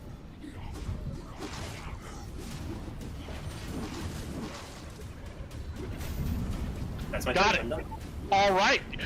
You climb up this. this stuff is like, the rain is flowing down, it's slippery, but you're able to move up it pretty good. Alice! Okay, You just saw the horse get pummeled, yeah. Can I, since with the Hooded Lanterns, I have a question real quick. I know you said on my turn.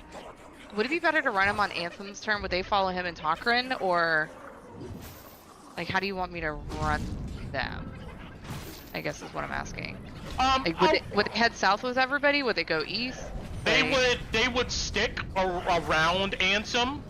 Okay. But besides that, Okay.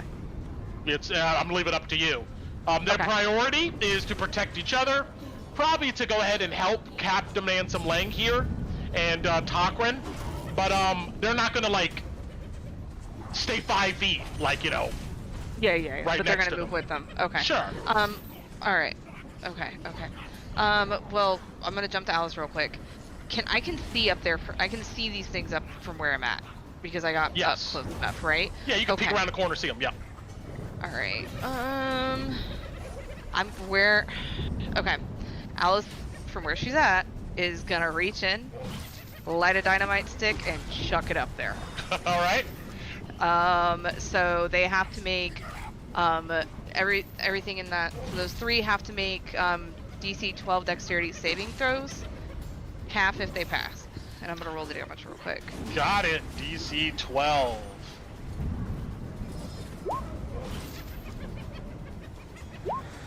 Well, one of them makes it. Okay, it's 11 damage, half if they make it. Let me take the dynamite stick off, or one of them off, because I totally left the scar with dynamite in my pocket. Alright. They both last. Holy shit. Yeah. Boom. And 11. All right, this guy eats 11.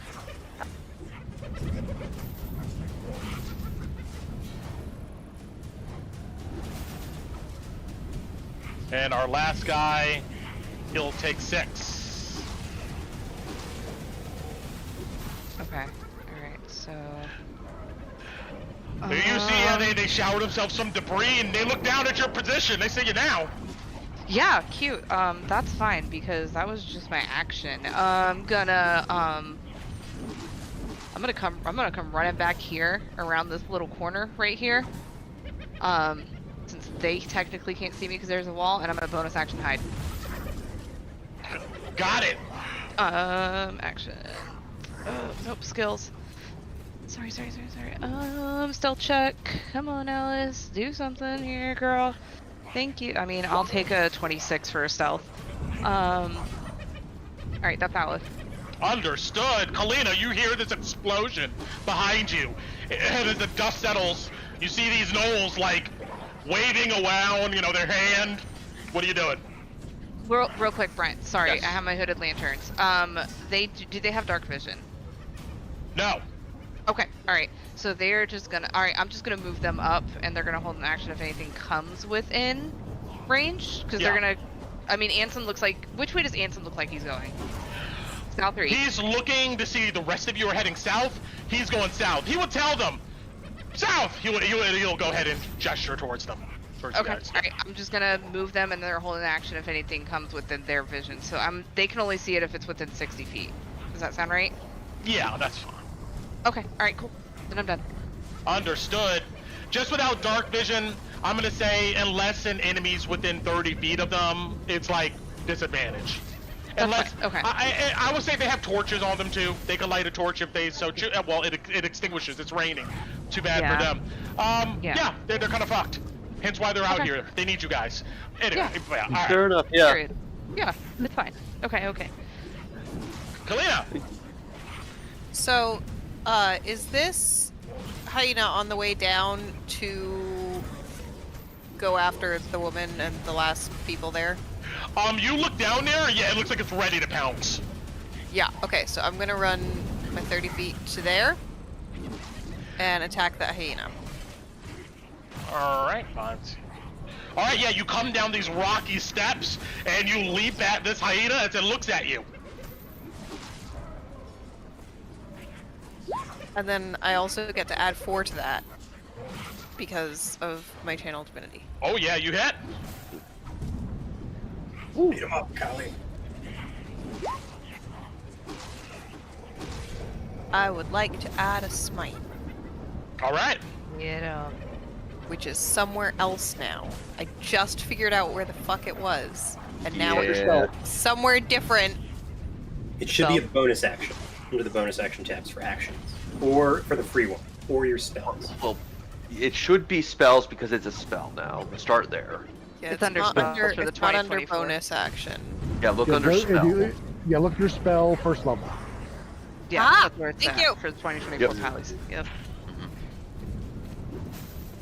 They decided to just, I guess, bite the I know. bullet and say we treat it as a spell. It's a spell now. Damn. So All right. 7 and 13, so 20. 20. Your blade cleaves deep into the back of this massive, shaggy, dog-like creature, and yelps out in pain, but then roars with aggression. It eats the damage. How much you said? 20. Total? 20. It's bloodied, but it's still there. But I have another that? attack. True. Yeah. +4, 15? so 15. 15 connects. Don't forget, you can use your weapon mastery whenever you want. Whenever, like, whenever. Whenever you land Whenever it. you hit. Yeah, if you want to push it away, you can, but I don't know if you want to. Well, not right now, because I don't want it to go further into the pit to eat the people. Mm-hmm. Fair enough. So 11, another 11. So another 11. You with tractor blade and then stab it in its gut. It howls in pain. It's still up, although barely there. Well, that's both my actions and my bonus action. All right. Oh, can I use a free action to yell? We're here to help. Actually, these hooded That's the lanterns lady? go on a turn of 0, and she didn't go last. You see that she nods, and let's see what she is up to.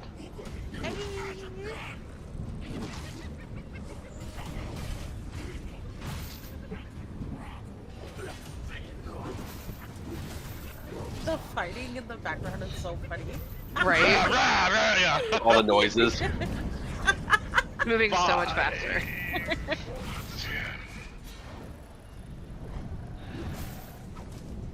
She scurries up the ledge here, and as she does, she whips around with her bow.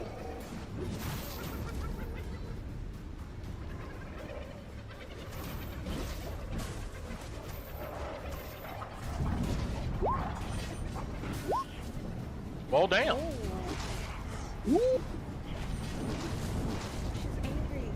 I think she hits. You see she knocks 2 arrows that look almost like DIY creations. And there's like these little baubles just behind the head of the arrow. And she knocks one, shoots, and lands. As it does, this bauble explodes, and you see a mesh net leap out. And this guy, alright, hyena here. Our hyena makes a dex save, fails it. This thing is restrained. And then our second arrow hits it. And Constitution save. Well, that doesn't do anything, but still takes the damage. And 1 and 2. Yikes. Nice. For 22 points of damage. This thing goes down. She single-handedly doubled the damage they've done. DIY is amazing. So good. Unfortunately, though, these hyenas see an easy target.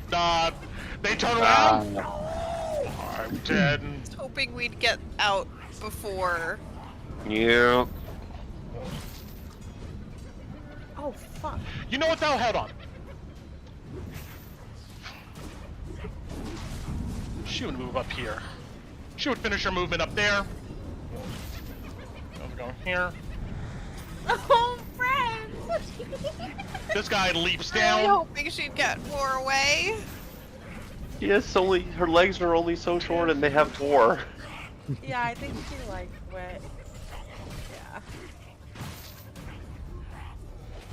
She's These got 40 things feet of movement. move fast. With a dash action, this guy leaps down right next to you.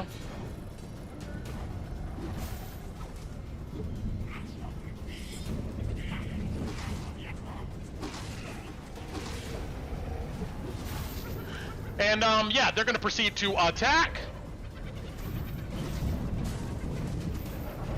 I was trying to help someone. That's the last time I save one of them. Fucking dipped on you. Well, she's a ranger. The most effective thing she got is a bow. She can't be up close Oh, to these guys. that's fair. Yeah. I heard that, friend. So, All right, and then one of these guys attacks you, Kalina. Okay. And that easily, teeth goes against your armor. But I believe 2 of these attacks only one hits our girl here, and she's gonna eat 15. Ooh. Wow, points of piercing damage. of course it's Max. Kidding me? That's their turn. Moving on, Ansem.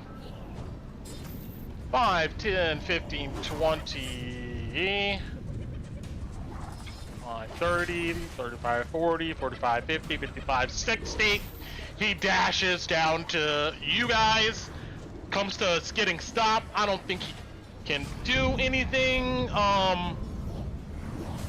Not right now. He ends his turn there. Our other gnolls are dead. Torin, what are you doing? Alright, so 5. The unfortunate part is that I can't get the majority of these in this. Ah, sucks.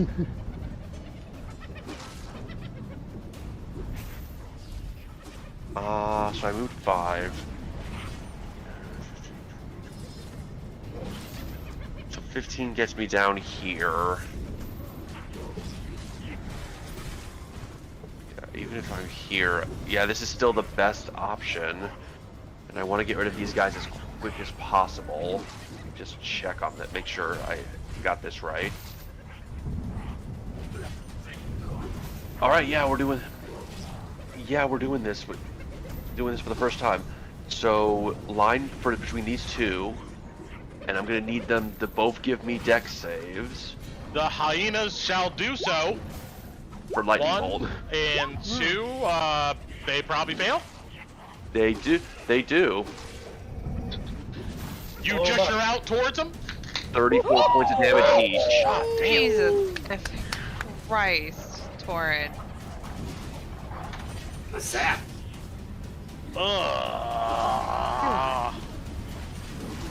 These things look devastated as a lightning bolt streaks through, enveloping them and blasting into this wall, just throwing stone shrapnel in all directions. Ah, man, I was hoping it would take them out. That's gonna be my turn. Understood. They look jacked up. Kolabadi, what are you doing? Let's see. I've reduced movement. Let's see, 5, 10, 20 to there. You limp over. And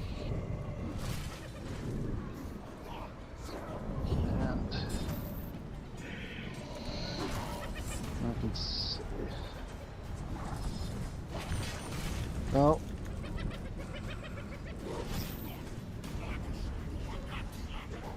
check to see how my visibility is here. You can still see through me, Yep. right? Did Brent give you that, or do you need another You step? should be able to. I see. Okay. Okay. I see for you.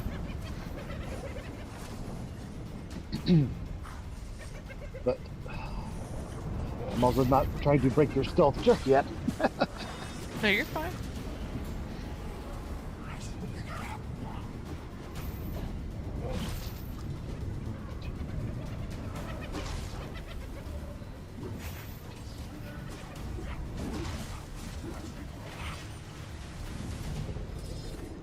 Okay.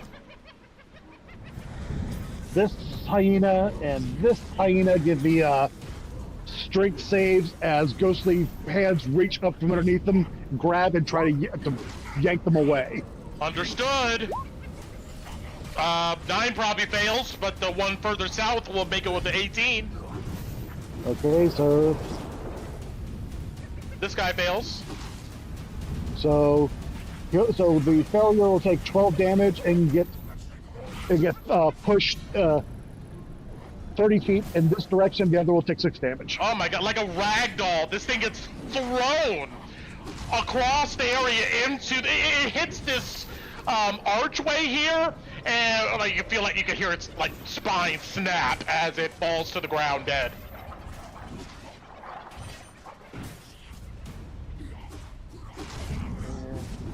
And the other one Action, took focus. what? 6 damage. Got it. And bonus action, maintain my gaze. So that's my turn. Understood. All right. Our archers up here, 5 of them, seeing Torin's immense power, they're gonna try to light them up. You see that they point and cackle and rah rah rah, and they all begin to try to shoot at him. Let's do some distance measuring for all right, just outside. All right, these will be at disadvantage, All right. and yeah, they're gonna try to hit you. First attack, 11 probably misses. It does. 5 probably misses. It does. All right, our second null. Does a 21 connect? It's a 20, and it sorry, doesn't 20. when I do and it doesn't when I use shield. All right. What's your shield AC? What's your 21. AC shield? Well, they still might have a chance to hit. Okay. All right. So his second attack. Oh well, he'll. Oh my God, double crit. Oh no. That will be 1 that hits you. Yeah. All right. Our third guy down the list here. Nope. His second attack. Nope. All right. Our last 2 guys. Nope. Nope. Nope. Nope. And our last guy. No. Nope. Nope. Nope. Nope. All right, you get hit with 1 crit. Nice shield play, and you will go ahead and take 5 plus an additional D8 here for 12 total. 12 points of piercing damage as a volley of arrows just plunges around you. Our other 4 guys here, though, they're gonna target our lady here. No. Wow. Okay. Yeah. I know you blew them up, but a lightning bolt just hit. A whole bunch of shit is going on. It's like, I'm not. They can't see me. I don't care. all right, there, yeah, they're gonna try to hit her up. Please miss her. Yeah, she's within range. That will hit. And what's her AC again? 16. Got it. Yeah. All right. That's our first attack, and our second attack. Actually, it still hits. I did a bite by mistake for that one, but it would hit regardless. Second attack. Wait a minute. Our You're hitting her, right? yeah, she's just outside of range. Yeah. Okay. Well, wait. Alright. If it's a bite attack, it's a -1, so that's a 15, right? No, I was doing 2 attacks back to back, but I realized that she is still out of their dart sight, their dark vision range. So with that realization, that 15 will not connect, and this second attack here, that 16 will connect. So moving on.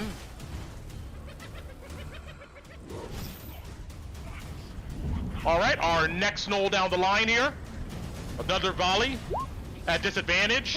That'll miss. Oh, thank God. Another attack at disadvantage. That'll miss. Whew. Our third knoll. Another attack at that'll miss. Their second attack will miss. And then our last knoll.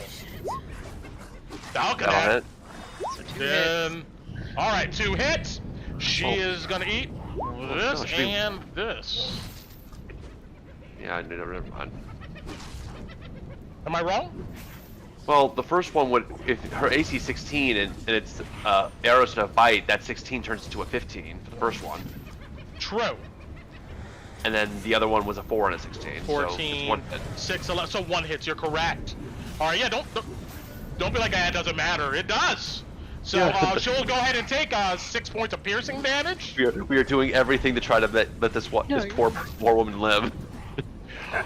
All right, they end their turn. All right, our hunters here.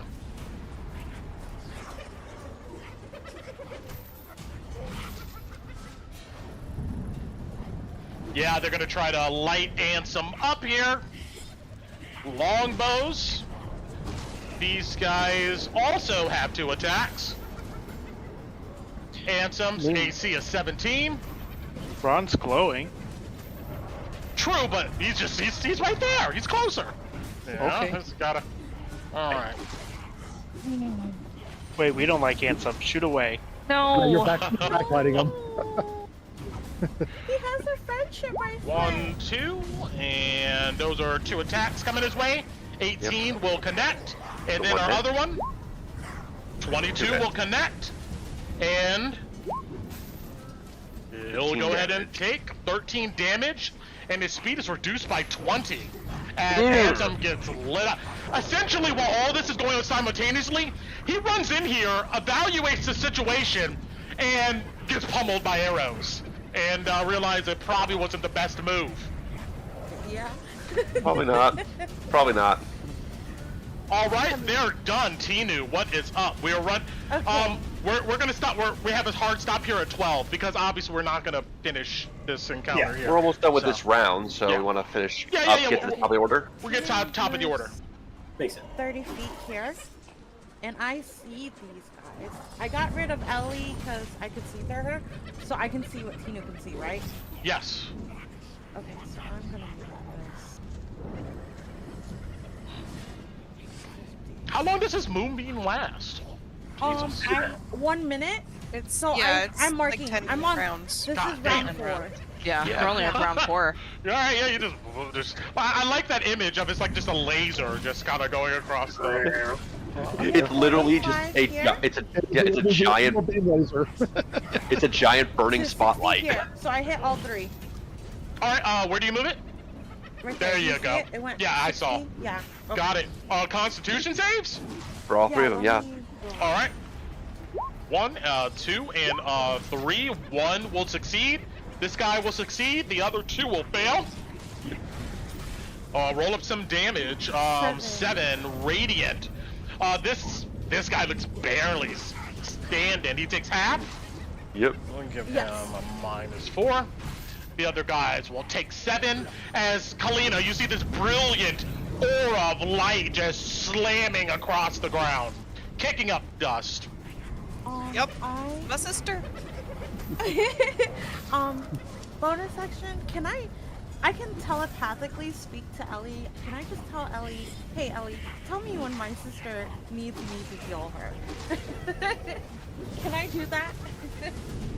Yeah, that's part of Find Familiar. Yeah, so So I'm if you're gonna. about the communications free. Yeah, I'm just gonna talk to her and tell her to tell me that. Cause I'm kind of behind, cause I went to the other building, and that's my full turn. Okay. And Brent, real quick. At least- I'll, Yes. oh, sorry. Sorry, Tinu. Go ahead. No, go ahead. Since the moonbeam lit these things up and my scouts up here were holding an action, can I have them each pop off a shot? One at each of these hyenas? Since the moonbeam lit them up? Yes. Okay. These Moonbeam, two... so it's lit up. Sure, So... yeah, correct. These two will get partial cover, though. That's fine. I just wanted. I don't want the held action to go off, so I'm just gonna go in order of 1, 2, 3. The way the spiritual weapon went. Got it. Okay, we're gonna try. I mean, it's worth a try instead of it going to waste. 6 doesn't hit. 18. I don't know. 18 will connect. 14 will connect. All right. So this one and then this one. Yep. Okay. All right. Boop. Cool. I just wanted to be super fast with that. All right. Cool. 9 damage and 7 and 9. Got it. Yep. Arrows launch off, slamming into these guys. Cool. Thank you. No problem. Takrin.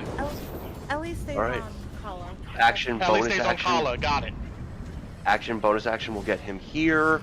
I mean, he has a heavy crossbow, True. so targeting this one first and then this one. Understood. So, first roll is going to be 13 to hit 13 will connect. for 12 damage, and then the Straight next through one, its skull. 15 and 14, so 14 damage will on this connect. one. 14 on this guy too. Slams into him. He's still there though. Although hurt. Alright, and that'll be Takrin's turn. Understood. Run!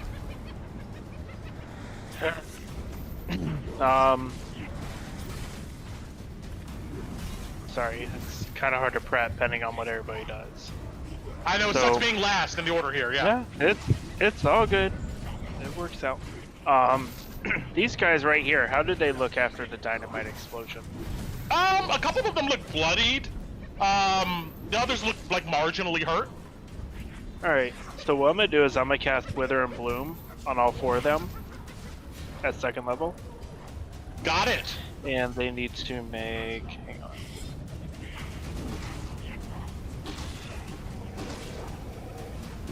Constitution save, DC 15 for all of them. Alright. Starting with this guy and working our way southward. Let's go ahead and do it. Constitution saves, 4 of them coming up. 1, 2, 3, and 4. Well, that works. 2 and 2. You're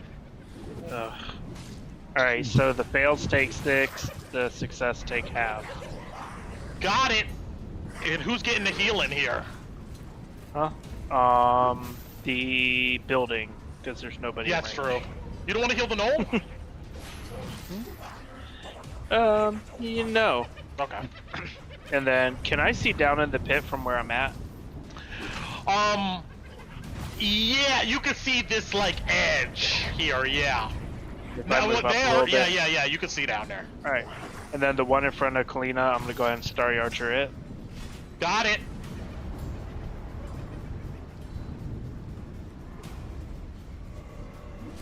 Oh, come on. Okay, I'm done. 9 unfortunately does not work. All right. And lastly, Our Lady here. Let's see. She.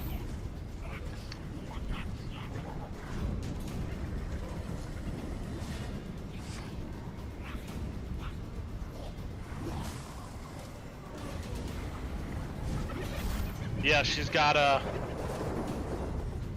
get out of here.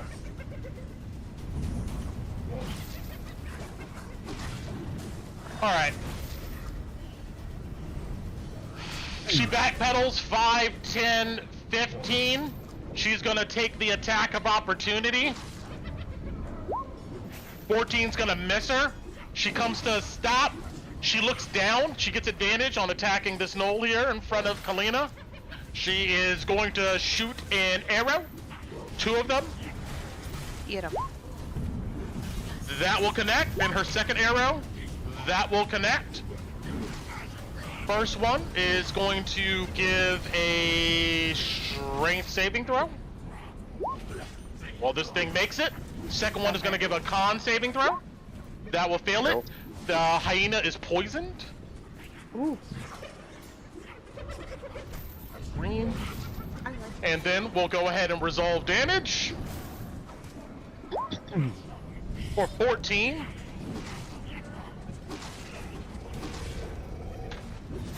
Anything else she can do? She's good at the moment. And the other guys already went. Well, they had a held action. Oh, that's right. They're in control of you guys now, so they don't matter. But what you guys do see, this door opens. 5, 10, 15.